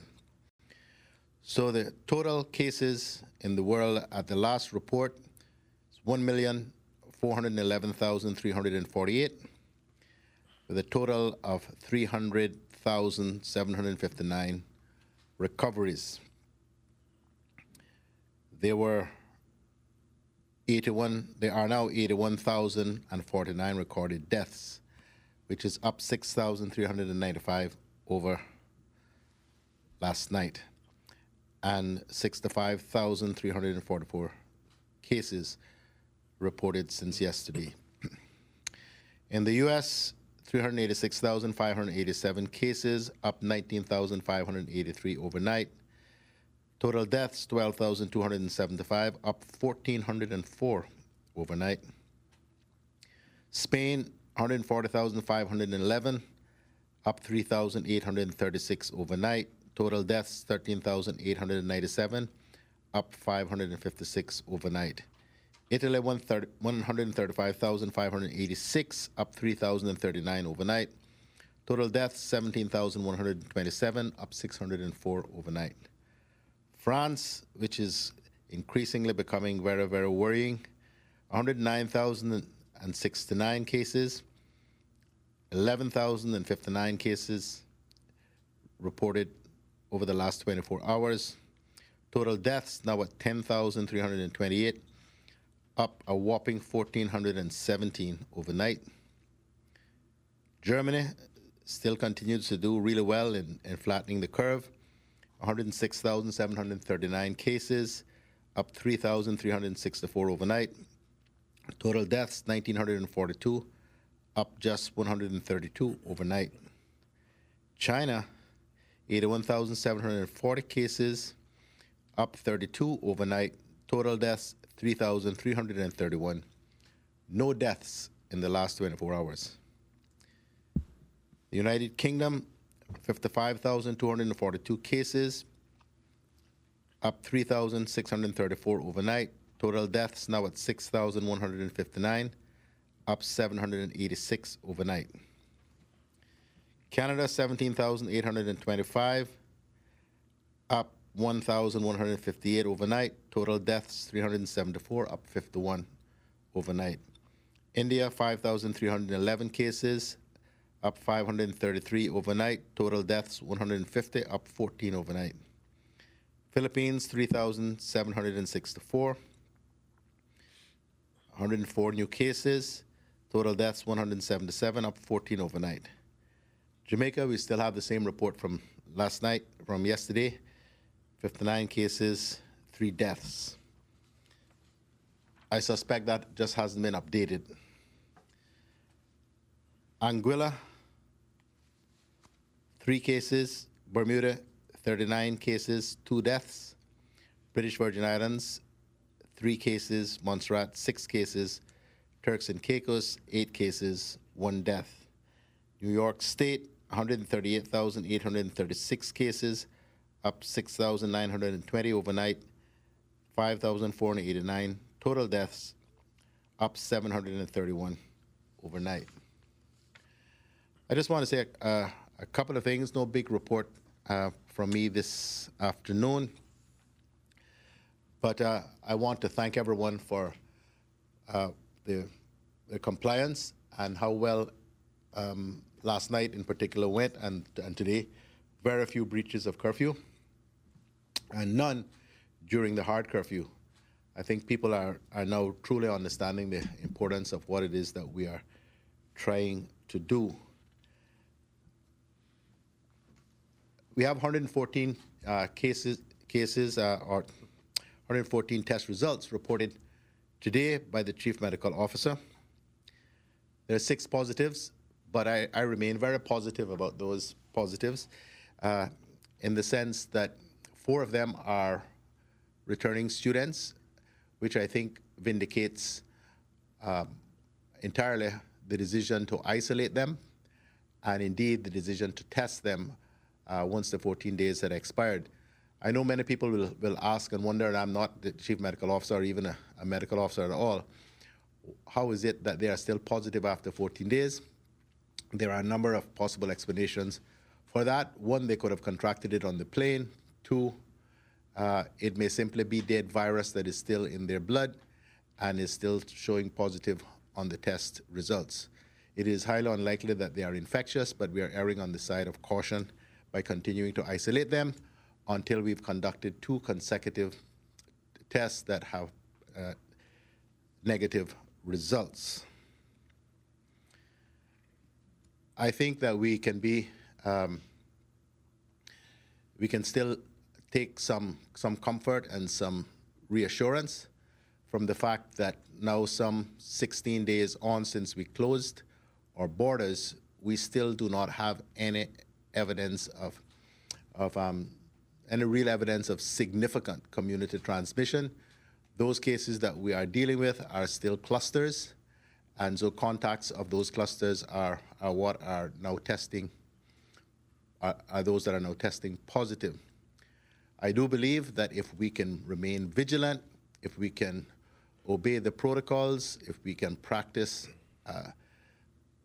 what everyone is preaching, which is staying away from other people, staying at home, washing your hands. If you have access to a mask, to wear it, any of these things that we do increases the chances of us being able to keep this virus from moving into significant community spread, which is what we are aiming at.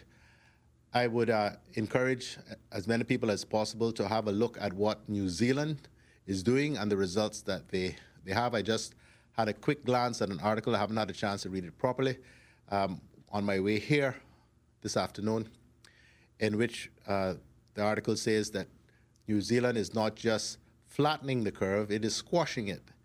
And they have employed exactly the same measures that we are employing.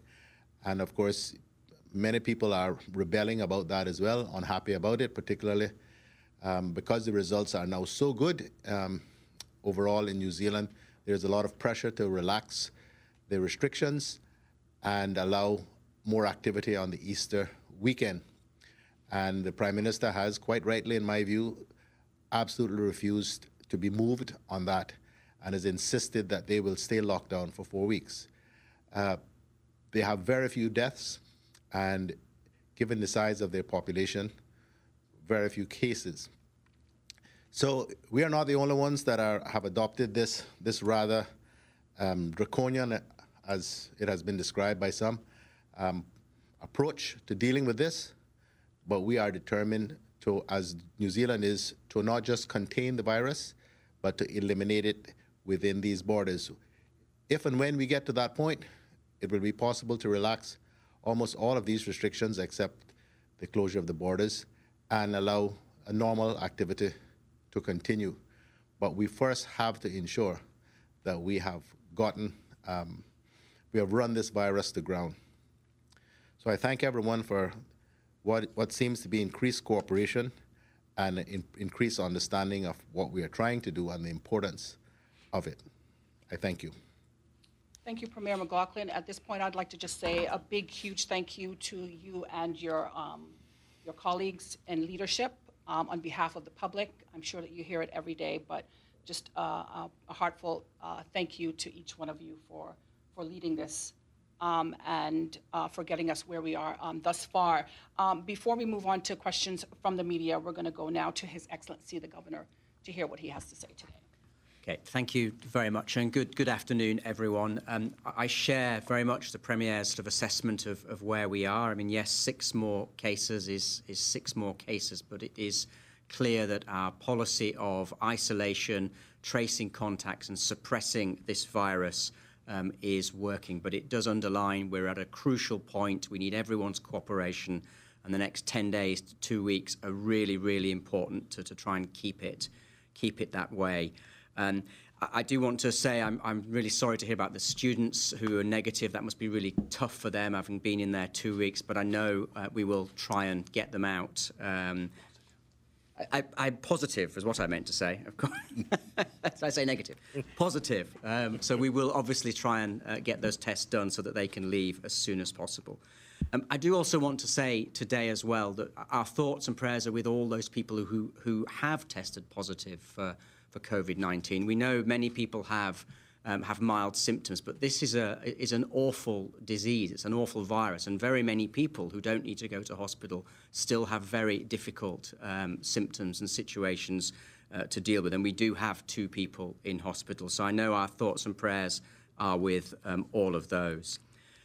On the British Airways flight, that has successfully departed this morning, so we have established the first air bridge between the UK and the overseas territories since this occurred, and it brought in much-needed equipment, test kits, PPE, and Caymanians coming back. And I do want to pay tribute to everybody involved in organising that. Andre Ebanks and his team in London, everybody at Cayman Islands government, particularly receiving incoming passengers.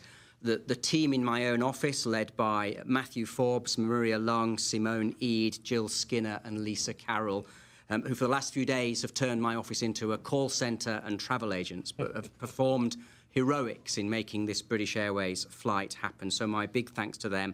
And finally, British Airways. British Airways have also been terrific, so my thanks to them also.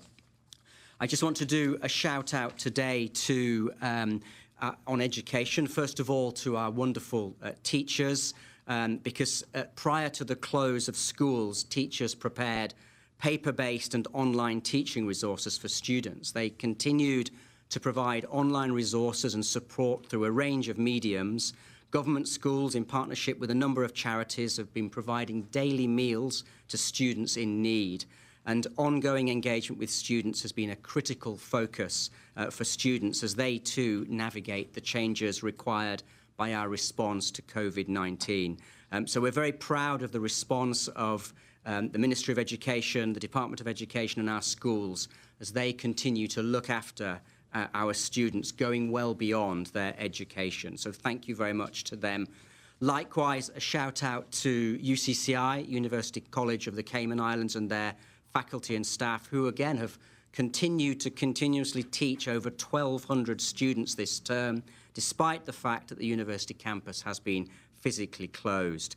And they have allowed over 1,200 students the ability to finish their semester without interruption and reduce the risk of the spread of COVID-19 as well. So a big thank you to Stacey McAfee and everybody at UCCI for everything they have done at this very difficult time. And my last shout out is for Carolyn, our sign language interpreter, who has to work far harder than the 3 of us up here because she is occupied full time for every second of this press conference. So just to say, we greatly appreciate you, Carolyn. Yes. Yay, Ms. Carolyn. All right, thank you, Your Excellency. Now we're going to move on to Health Minister, the Honourable Dwayne Seymour, and then go to questions from the media and the public. Donna, thank you and welcome back. Thank you. Caroline and April did you well. Good afternoon, Grand Cayman, Cayman Brac, Little Cayman. You may notice yesterday I didn't do all my usuals and I picked up some stress. I even had a lady came over to my car yesterday and many messages saying they look forward to the prayers and shout outs and translations. It made me feel so proud as a Caymanian to have this effect on people here. One person said to me, without God, we are nobody. And you inspired me, and I'm back with my usual. Just to note how much the governor, premier, the CMO, commissioner, the HSA, public health, the press, hazard management, and myself has been here informing you the people we love. We had our first press briefing on February the 3rd, and picked up on March 12th. We began the regular press briefings, missing a day or so, and today we would be 17 briefings in a row since the 23rd of March, and in total 25 briefings as of today. Give them a silent round of applause, please. Scripture reading today is from Exodus 15:26. If you listen carefully to the Lord your God and do what is right in his eyes, if you pay attention to his commands and keep his decrees, I will not bring on you any of the diseases brought on the Egyptians, for I am the Lord who heals you. Today I want to give a shout out to all those persons who are silently shopping for the elderly or persons who just don't have transportation or the financial means.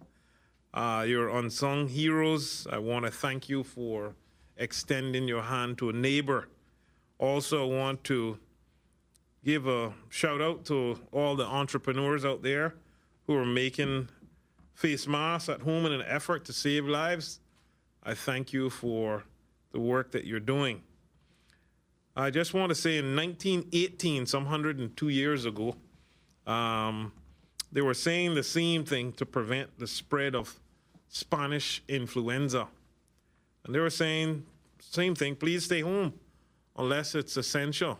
And today, in our effort to communicate, I'm going to translate Arabic and Russian. Quite out there. but here we go. Aku filbet ila itha Canada rohi. That's Arabic, and Russian is Paza usta ostavai doma isiti ne vasna. Okay. I tried. The governor will score. I'll get my scolding after. Not scold, score. I want to say today, talk about a little bit about face masks. Face coverings made of fabric. I'm sure everyone is aware that the public health expert note that they aren't intended to protect wearers from getting sick, but rather to prevent them from spreading the virus to others. And the advice has always been to exclude using surgical or medical grade masks unless they're in abundance. As experts say, these should be reserved for people who are sick and infected. Just to put things into perspective, over 100 doctors and nurses have died worldwide since April the 4th from COVID-19. Over 66 in Italy alone, 13 in China, 5 in the UK, 1 in the USA, to name a few. But I must note that there's none in the Caribbean as yet, and we thank God for that. But I say to you, on a large part, to the lack of PPEs, personal protection equipment. It is a global shortage, but frontline staff, they are heroes and must be protected if they are continued to save in COVID-19 patient lives. So I encourage you to do your DIY, do-it-yourself masks. As I've said from the start, use face masks when everyone else was a little iffy. I said to use a handkerchief, a bandana, a rag, a towel, anything you can whilst out in public. The Wake Forest Institute states that if you're talking about being better than the medical grade, that you would need an instrument that could at least read down to 0.3 microns, which is the size of a big virus. So the regular surgical mask you see around filters out about 62 to 65% of particles, and for comparison, the N95 mask for healthcare workers mainly filters out about 95% of those particles. The best masks are made with 2 layers of heavyweight quilters cotton with a thread count of about 180 and has a thicker and tighter weave. I mean, the lesser quality fabrics worked well also, as long as they had an internal layer of flannel. So I hope that was helpful for everyone. Today I want to send a message out to Mr. and Mrs. Landlord. How are you doing? God bless you. And I'm asking you to bear this brunt with us. I know the feeling of having a disgruntled landlord where you sneak in late in the night and leave early so they never see you. This is stressful as the pandemic rapidly sweeps across the world, is inducing a considerable degree of fear, worry, and impact of stress and anxiety in the population. In Italy, mental health from stress is now a major concern. Now tell me, who are you going to rent to when you kick out the tenant? What are you going to do with your money if you get it? We can't even go to the bank at times. This is a time when we have money in our pocket and can't even get no love. As Dennis Brown said in 1972, ain't that a shame? Let's be patient and kind at this time, and God will flourish us with when we least expect it. I thank you, Mr. and Mrs. Landlord. I didn't want to be biblical with you, but remember Proverbs 22:8-9. Whoever sows injustice reaps calamity, and the rod they wield in fury will be broken. The generations will themselves be blessed, for they share their food with the poor. Also, to the banks, your lines are too long. Please, I am begging you, open up more than one of your branches. The traffic congestion is a problem, also especially with the condensed opening hours. Ladies and gentlemen, the World Health Organization has designated the year 2020 as the International Year of the Nurse and the Midwife. The World Health Day is a global health awareness day celebrated annually on the 7th of April today under the sponsorship of the World Health Organization. This year's focus of the World Health Organization is to support and celebrate the work of our nurses and midwives. On behalf of my cabinet colleagues and the people of the Cayman Islands, I extend my gratitude to all those who serve these islands in this noble profession. This designation by the WHO is a momentous occasion as it marks the first time that this global body has designated a year for a single professional group, signifying their essential role in the health and well-being of our population and the inextricable link between health, national development, and the economy's sustainability. This country and our people owe a debt of gratitude to all nurses who have served in various capacities throughout every generation, from the early pioneers such as Miss Leela Yates, Cayman's first nurse, Miss Josie Solomon, and the many other dedicated and committed professionals who now make up the profession. They continue to provide care in a variety of settings in the Cayman Islands with one shared objective: to offer the best health care to everyone in these islands. On a personal level, we can relate to the impact of a nurse in our lives. There are very few of us whose lives haven't been touched by the comfort and reassurance that nurses provide. Every hour of the day, every day of the year, from before the moment of birth, through crisis in our health, to the day we pass away, a nurse is always there. I am pleased with the proactive approach already taken by the government in creating a nursing program at the University College of the Cayman Islands to provide career opportunities for Caymanians, ensure the sustainability of our healthcare system, and reduce the impact of projected global shortage of nurses in our healthcare system. We will continue to provide any resources and incentives for young Caymanians who choose a career in the healthcare field and wish to return home to their country.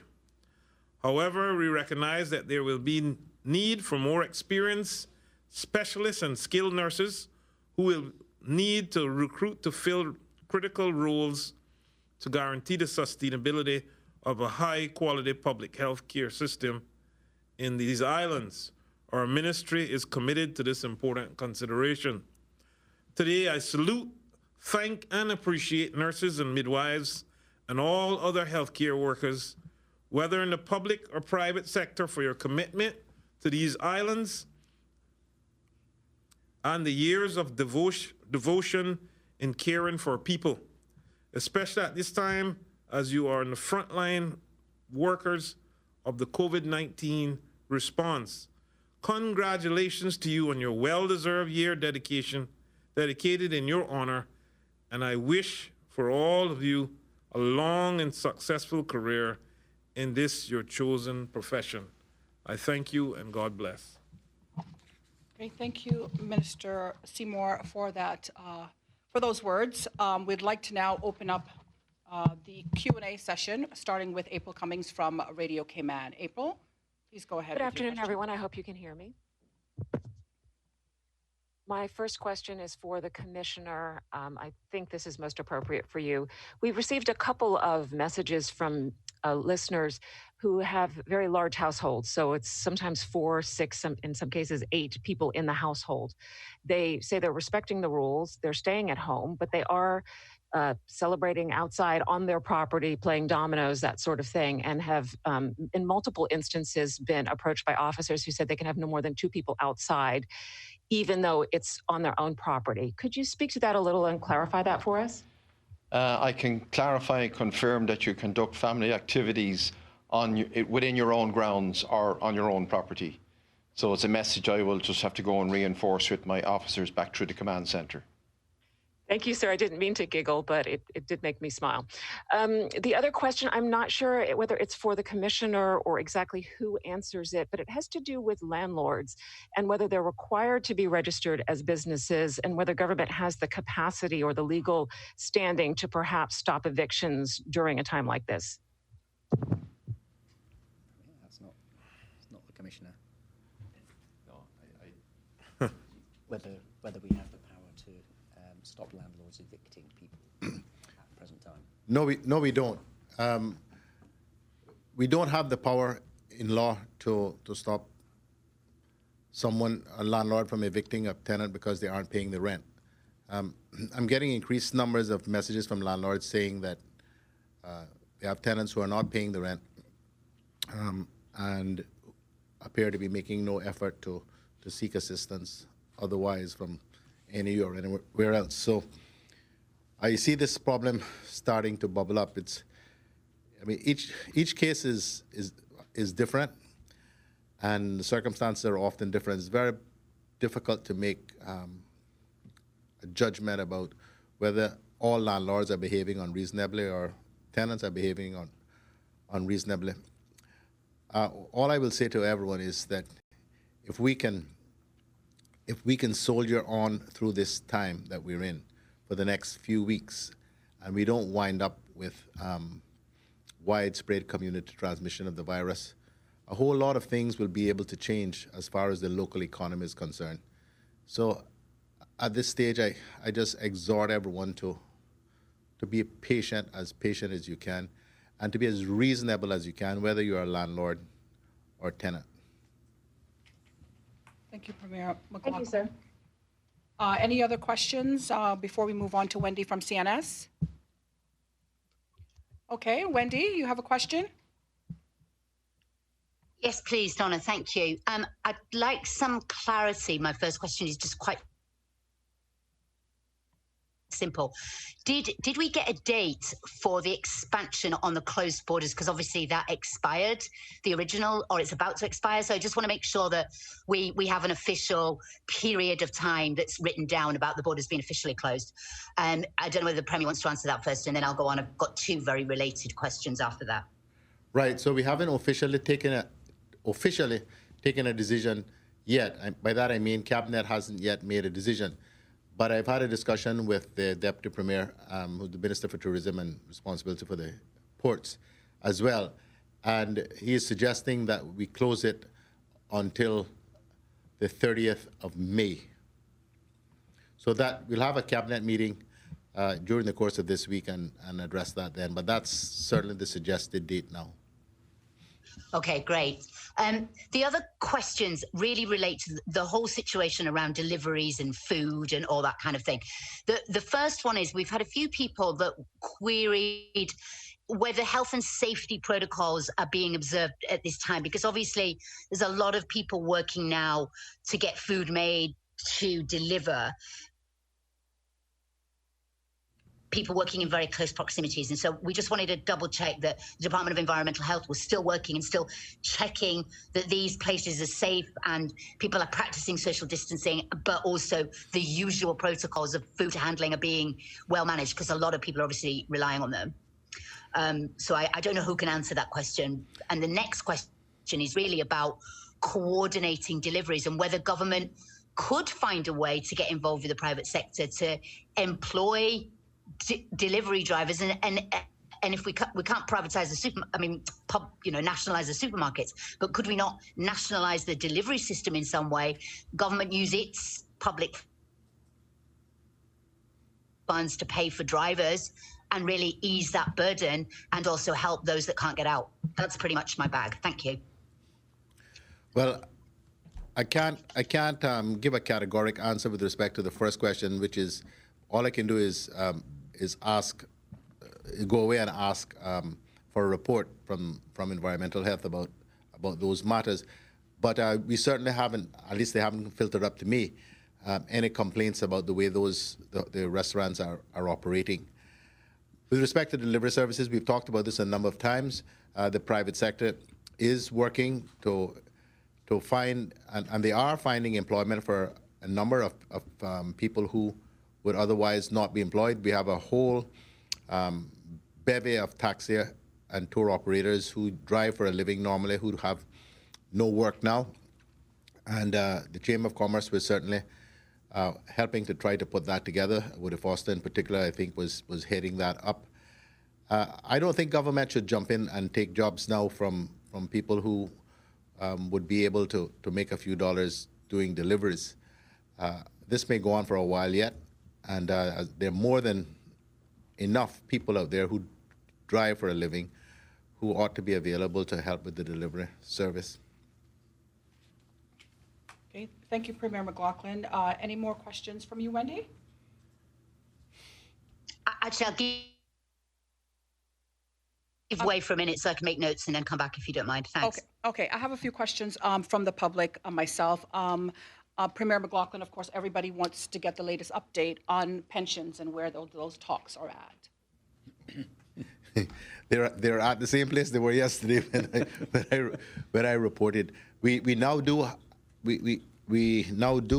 have the report from the pension providers.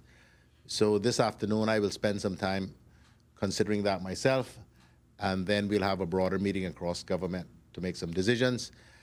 I've said I've had the AG working on how we can hold a meeting of the Legislative Assembly.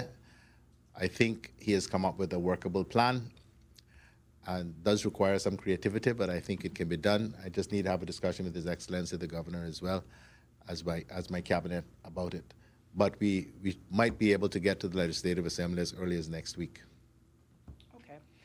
So for our listeners out there you have it. Also, another question as it relates to restaurant delivery and pickup. Are pickups allowed, or is it delivery services only? There still seems to be a mass amount of confusion as to what people are actually allowed to do. Right, so both delivery and takeout are permitted. Okay. And pickup would only be on the days that their last names fall on, as in supermarket. I was hoping you wouldn't ask me that question. but this is a part and parcel of the question. Yeah. So is it only on those days, or is it generally that persons are allowed to do pickup? Pickup of food from restaurants is permitted every day during the soft curfew hours, but not on the hard curfew day. Okay. Also, if you could reiterate again about exercising. People are confused as whether they can exercise for an hour and a half every day during the soft curfew, or is it only on the days that their last name can be used for supermarkets? So you're permitted 1.5 hours of exercise every day during the soft curfew hours, starting at 6 and finishing at 6 p.m. 6 a.m. and finishing at 6 p.m. It is 1.5 hours from the time you leave your property until you get back. Not 1.5 hours on the 7 Mile Beach and then 15 minutes to get back home. Okay. So don't be out on the exercise mission outside those permitted hours, 6 a.m. 6 p.m. to 6 p.m. Okay.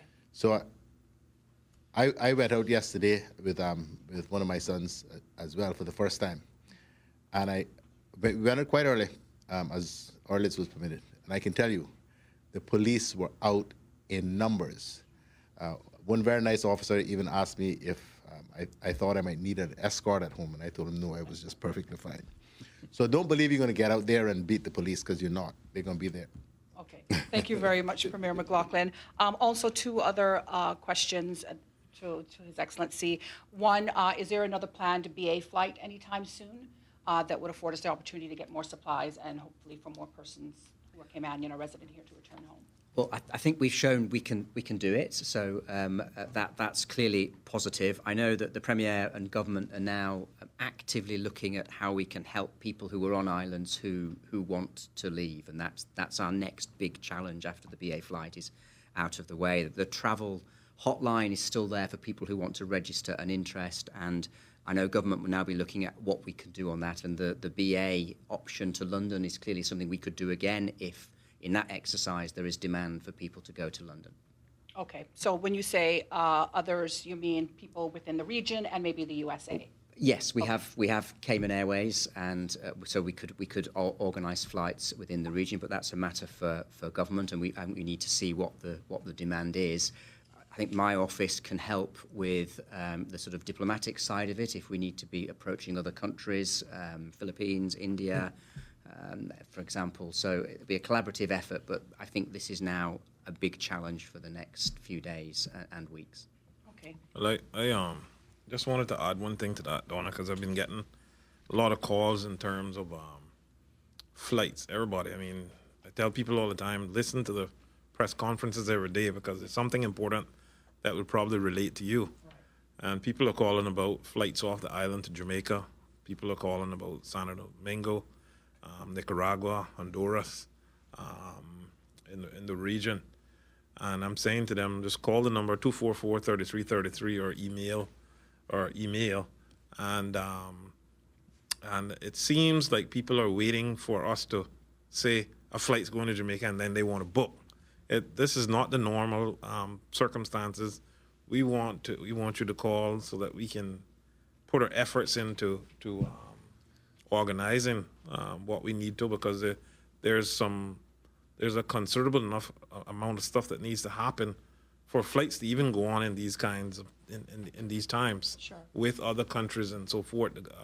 The governor and premier has to do some formalities, So we're asking people to please call in 244-3333 and register the destination. And of course, another important factor in that is that you want to make sure that you have enough numbers of persons that want to go to the same destination. You're not going to send a flight with 5 people. Yes. Yeah. Okay, we got that. All right, we're going to. So just let me say this. This is not as easy as you might think. Many airports are closed, borders are closed. Yes. Let's take Jamaica.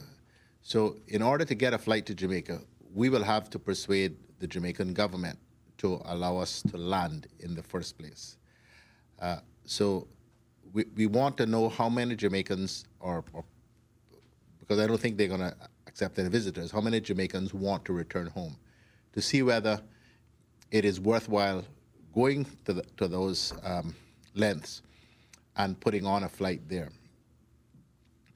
The other thing that we have to consider is that there are likely to be people who want to come back here.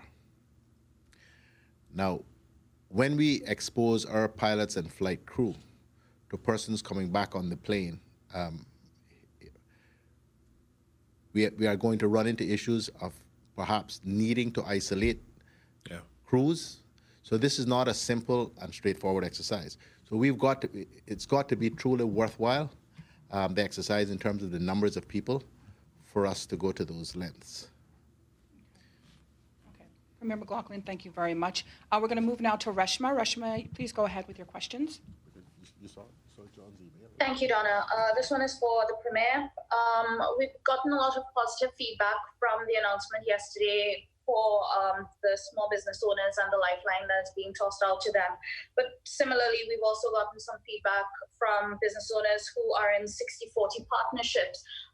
They're asking if government would consider any sort of lifeline or support being extended to them to assist them to weather the storm as well. The only part of what was announced yesterday that is not available to any company other than 100% Caymanian owned is the loan from Cayman Islands Development Bank.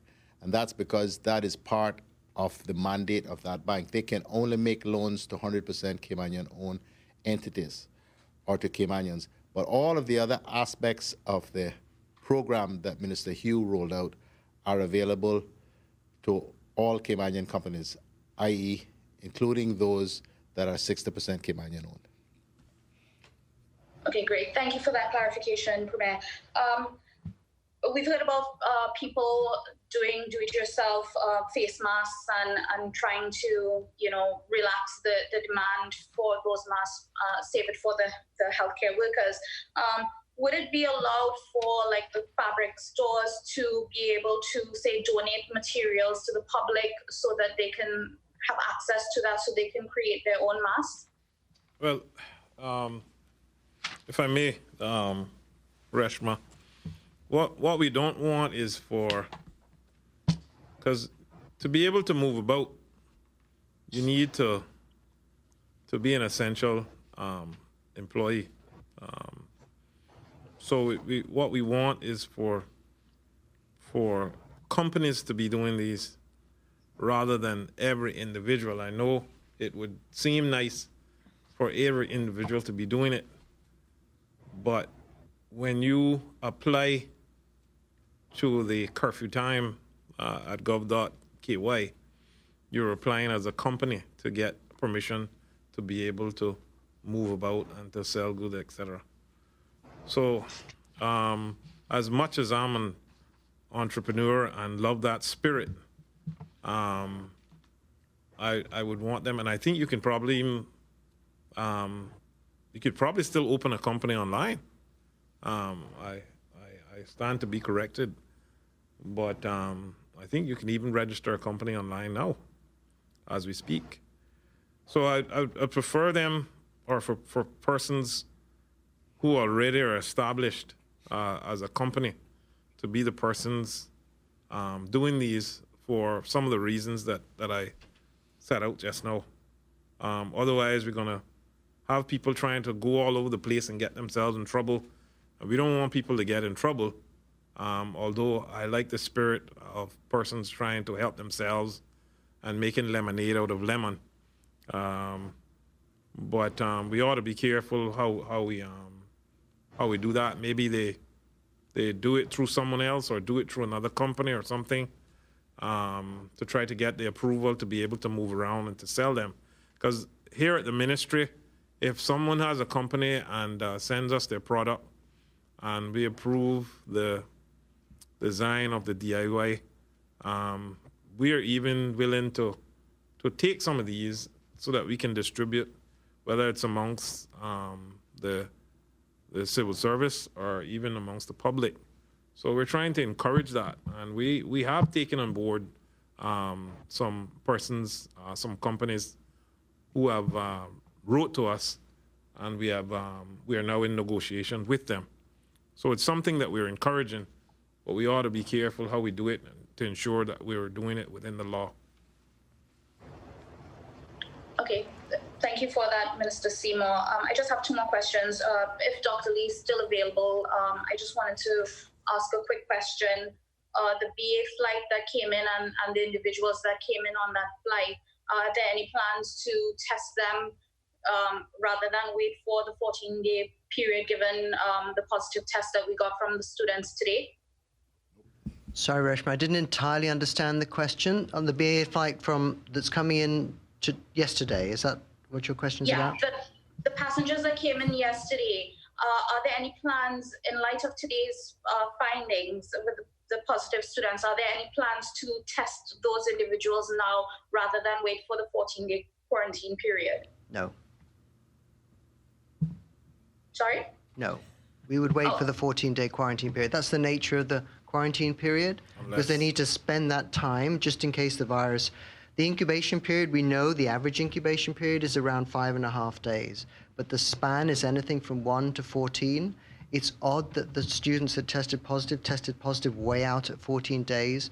But as Premier mentioned, it is possible for some people to shed virus so that you pick it up on the test, on the blood test, even though the virus is dead and the body has actually raised the immune response necessary to beat the condition. And certainly I don't believe that any of these 4 had been symptomatic, although I'd need to check and they'll get assessed in more detail, but I don't believe they were symptomatic. Okay, thank you for that. This question is for the Premier. In your report today, you talked about 3 deaths in the overseas territories. I wonder if you would comment on those deaths, and do you see this as maybe a kind of take stock for the islands on the COVID-19 situation with our brothers and sister islands?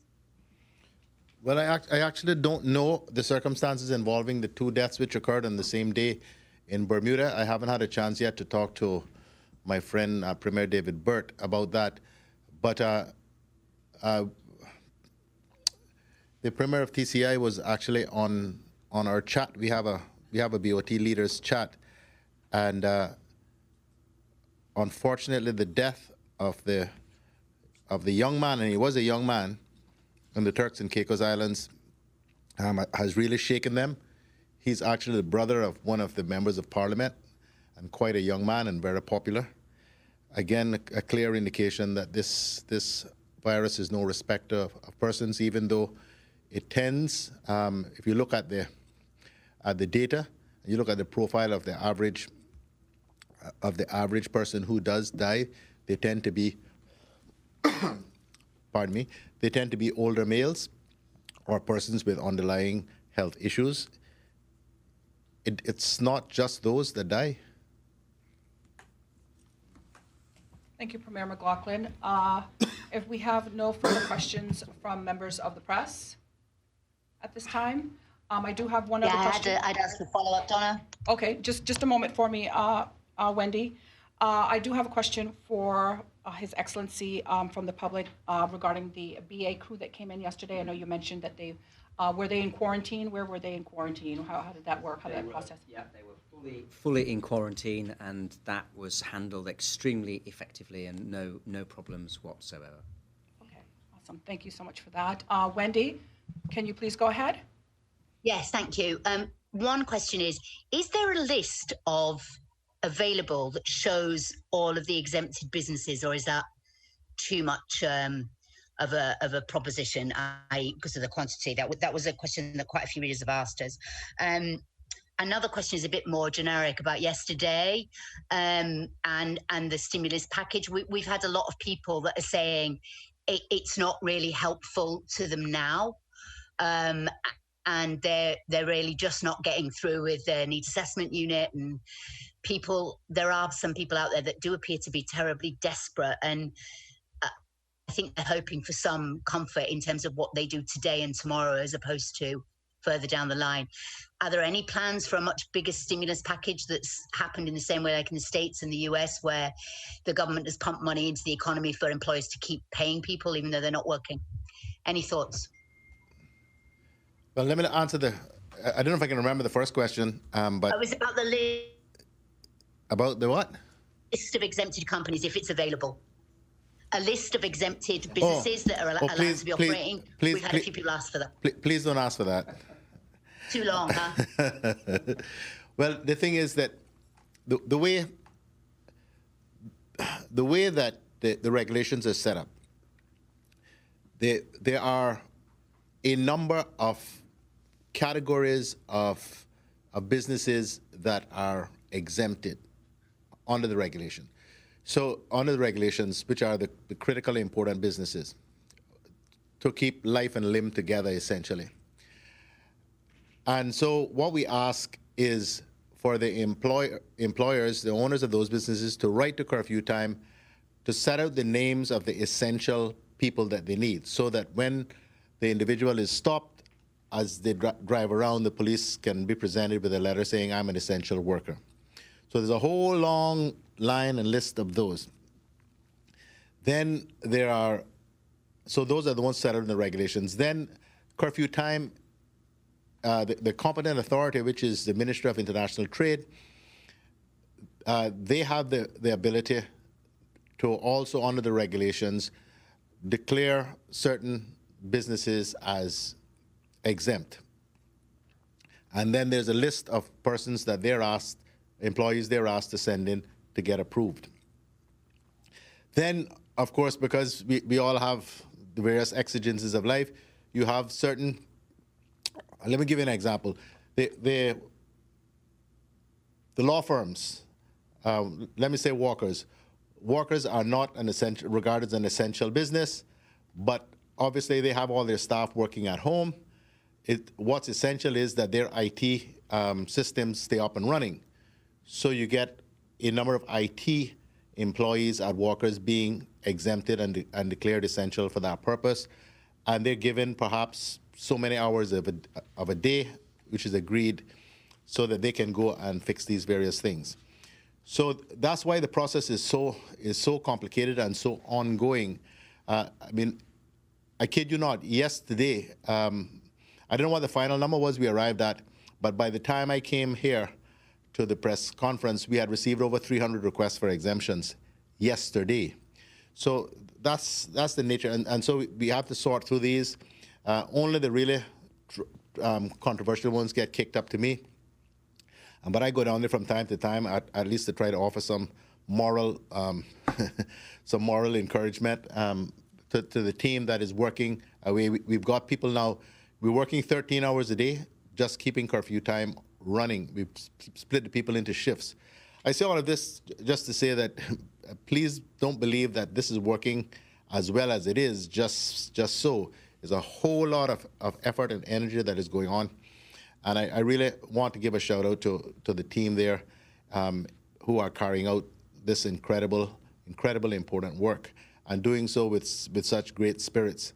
And also to the many restaurants who are constantly sending us food, which is good. Although I think everybody's going to be very fat by the time it's all over. But yes, it is more than a full-time job. As I said, we're working 13 hours a day now, just managing those requests. Okay, thank you very much. And so, Wendy, you had another part of the question. The other question was about the exemption, the package that was announced yesterday, the stimulus package. Right. We've had a lot of people tell us that they're desperate.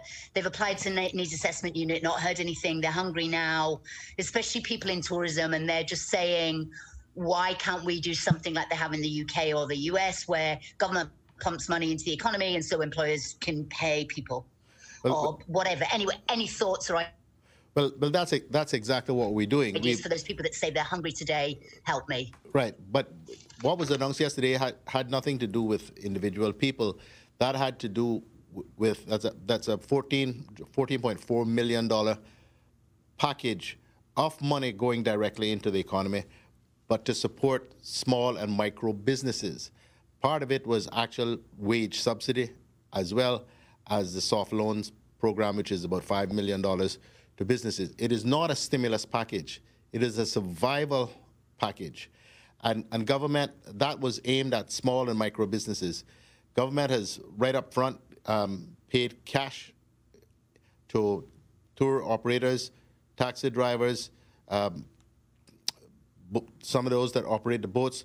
We're working on another group of individuals that has been category of employees and businesses who are identified as, they actually have no income because what they did no longer is happening in the economy. So we're working on that as well. And as far as NAU is concerned, that is now up and working. As I said yesterday, we had 136 applications. Those checks will start going out, or food vouchers and stuff will start going out this week. We are continuing to look at how we can support the economy. But we are not in a position as UK where we can offer 80% of the salary to every single person who's unemployed in Cayman. We simply do not have those resources. I might just add, I do know that there are many people in the private sector out there who are making lots of very welcome offers of how they can help people who might sort of have fallen on hard times. And the Premier and I are going to be meeting a number of private sector people out there to see how we can pull all this together. So government is doing, I think, a huge amount, but we know that the private sector wants to help as well. And it's just important to try and bring all that together in a coordinated fashion. And I think what Minister Hugh was focusing on yesterday is trying to get people to start thinking about what am I going to be able to do in terms of business over the course of the rest of this year. Because what I'm doing in tourism is not going to be around for many, many months. So there's no point in them or us pumping money into businesses which are not going to survive for 9 months or 10 months.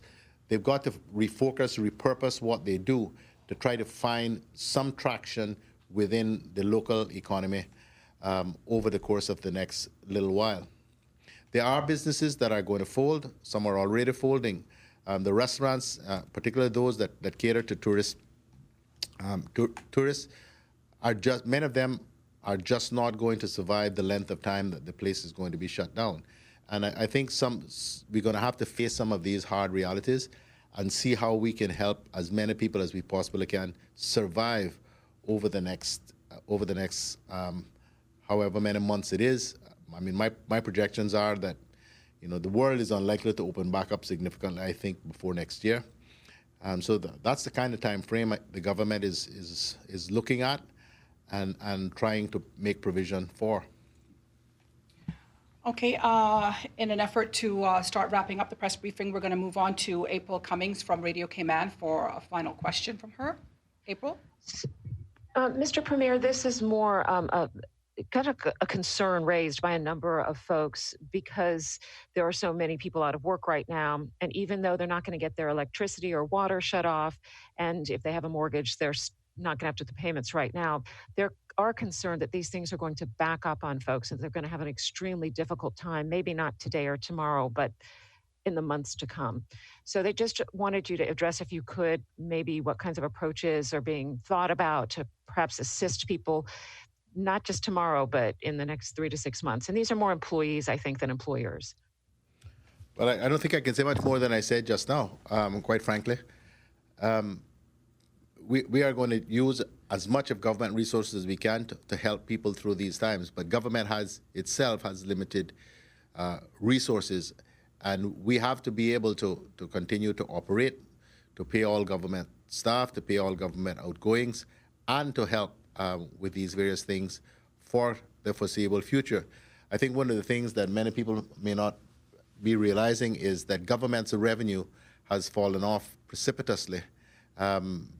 All of the tourism revenue is just non-existent.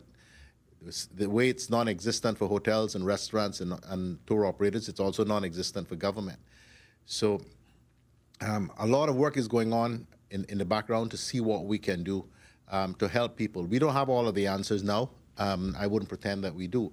But what we've done and are doing is putting in place as many possible measures as we can to ease people, the pressures on people to pay bills over the next little while collectively we try to find a way forward in the medium to longer term. Thank you, sir. That sounds like an answer to me. We're thinking about it, believe you me.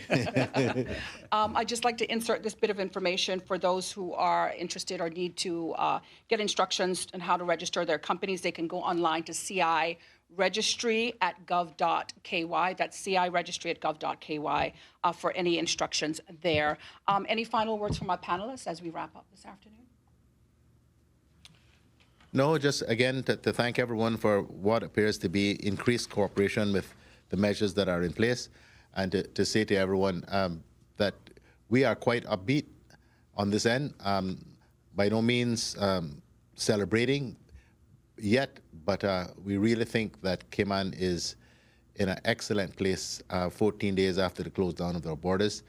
and that we are increasingly optimistic that if we can keep the faith and if we can continue to do the things we need to do in terms of social distancing and cooperation, that we can actually get through this and come out the other end in a really, really good place and provide not just a great deal of comfort to ourselves, but also provide a beacon to the rest of the world about how you can manage a pandemic situation like this if the people are in solidarity and appreciate that we're going to have to suffer in the short term to ensure that in the longer term we're still alive.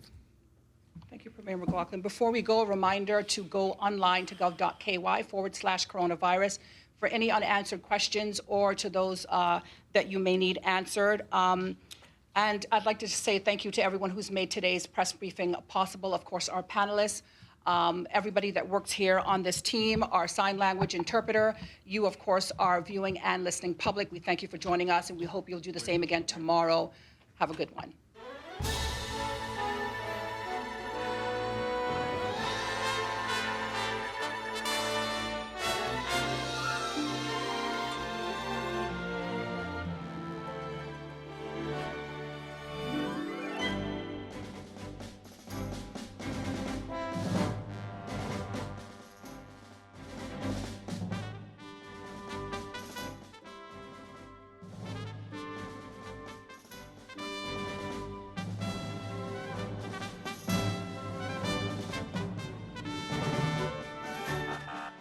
The government of the Cayman Islands has implemented a hard curfew for Sundays. No one will be allowed on the road except for essential personnel from 7 p.m. Saturday evenings until 5:01 a.m. on Monday mornings, at which time the soft curfew will revert. The hard curfew will be from 7 p.m. until 5 a.m. the following day. Once again, the soft curfew will be between 5:01 a.m. and 6:59 p.m. At 7 p.m., the country will revert to the current hard curfew conditions. This will be repeated until the measures are reviewed. Cabinet has approved new regulations which specify how the shelter-at-home provisions are applied under the law. The Honorable Premier Alden McLaughlin introduced the changes to the curfew conditions, emphasizing that to prevent the spread of COVID-19 virus, Caymanians and residents should still remain home unless making an essential trip or exercising as allowed for the next several days. The softer prevention measures are also known as shelter in place, which allows all residents limited access to places where they can meet their public needs. These locations include supermarkets, pharmacies, liquor stores, gas stations, restaurant pickup, and banks, as well as other approved essential businesses. Outdoor exercise, including walking pets, is also permitted for up to 90 minutes each day while practicing social distancing of 6 feet. The current hard curfew allows only designated personnel to move around the island while they carry out essential services each night from 7 p.m. to 5 a.m. This includes public and private sector agencies engaged in work such as distribution of food, including restaurant delivery service through 9 p.m., emergency medical services, utility, and others. All but essential business remain closed under both the hard and soft curfew, and that as such, all but essential employees are to stay at home during these times. The Premier remarked, "This allows us to move around during the daytime in a restricted manner and meet our essential needs, but this must not be taken as a license to gather or ignore COVID-19 prevention measures." Once again, government has implemented a hard curfew for Sundays from 7 p.m. Saturday evenings until 5:01 a.m. on Monday mornings, at which time the shelter-in-place soft curfew will apply. Anyone with inquiries as to whether they are an essential business and how they can be so designated should contact via email at curfewtime@gov.ky. That's curfewtime@gov.ky. The public is advised to report breaches to 911. When you've got boxed in your freezer, there's no need to stress. Just heat it up, cause we've done the rest. Get boxed, it's local. Get boxed, it's tasty. Get boxed, it's easy. Get boxed. Boxed meals are available in the freezer aisle at all major supermarkets, or stay at home and take advantage of their free home delivery with any order of $100. Visit boxed.ky for the full menu. Order at wholesale at catering.ky or call 326-3937. Do your part to keep our islands safe from the coronavirus. Whether it's at the bank, supermarket, restaurant, paying a bill, anywhere, let us all be responsible. Maintain a 6 feet distance between yourself and other people. That will lessen the chance that you'll catch the virus from droplets spread through the air by coughing or sneezing. Pay attention to your physical environment. Radio Cayman News. 4 new positive cases of COVID-19, bringing Cayman's total number to 39. That we can get through this incredible crisis that the entire world is facing. Several folks are busted for breaching the new Sunday hard curfew. I'm speaking to you at what I know is an increasingly challenging time. Radio Cayman, your official source for Cayman's COVID-19 response. Hear it here first. Radio. With the switch of a dial, radio brings you tragedy, comedy, entertainment, information, education, a whole world at your command. Give me some sound over here.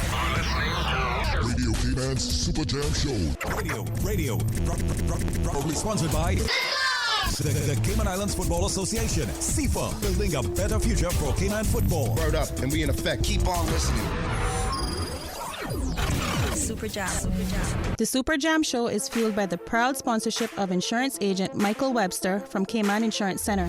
Don't take chances with your family's future. Another proud sponsor of the Super Jam Show. Merengue Town. Time to feel the rhythm. Time to feel the vibes. It's time for Merengue Town. And by the Lions Club of Grand Cayman, serving the Cayman Islands for 48 years. This is the beginning.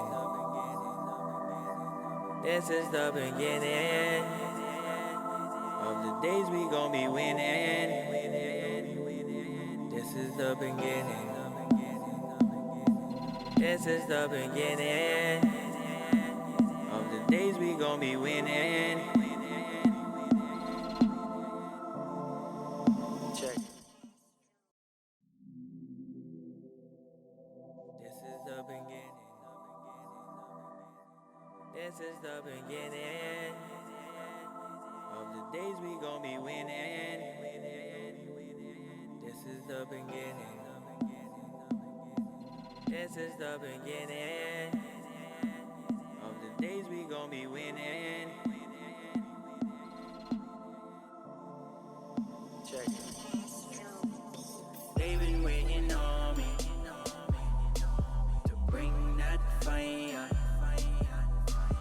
They've been waiting on me to bring that fire.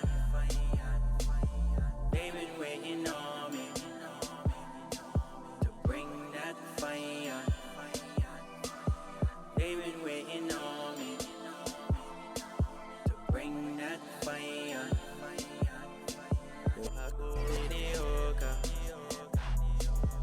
I was never feeling that. They thought we was broke up. We just had to wheel it back. No, I ain't flexing on you. That don't mean that I'm flexing on you. No, I ain't flexing on you. That don't mean that I'm flexing on you. I want you to tell the truth for me. Stuff you gotta prove for me. I want you to tell the truth. Why you only go when it's something that you need? Why you only go when it's something that you need? They've been sleeping on me like a mattress. I'ma teach them that was bad practice. Cause now I'm taking wins with the package. Don't you see my girl looks like an actress? They've been waiting on me to bring that fire. They've been waiting on me to bring that fire. They've been waiting on me to bring that fire. They've been waiting on me to bring that fire. Now you see what we've been cooking, we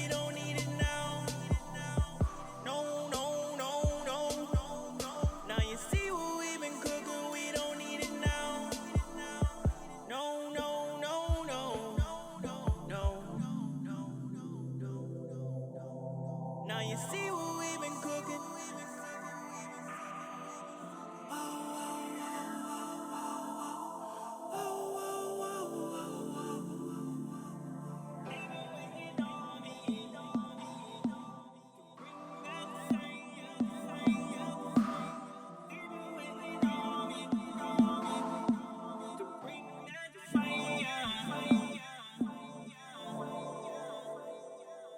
Area code 345 music.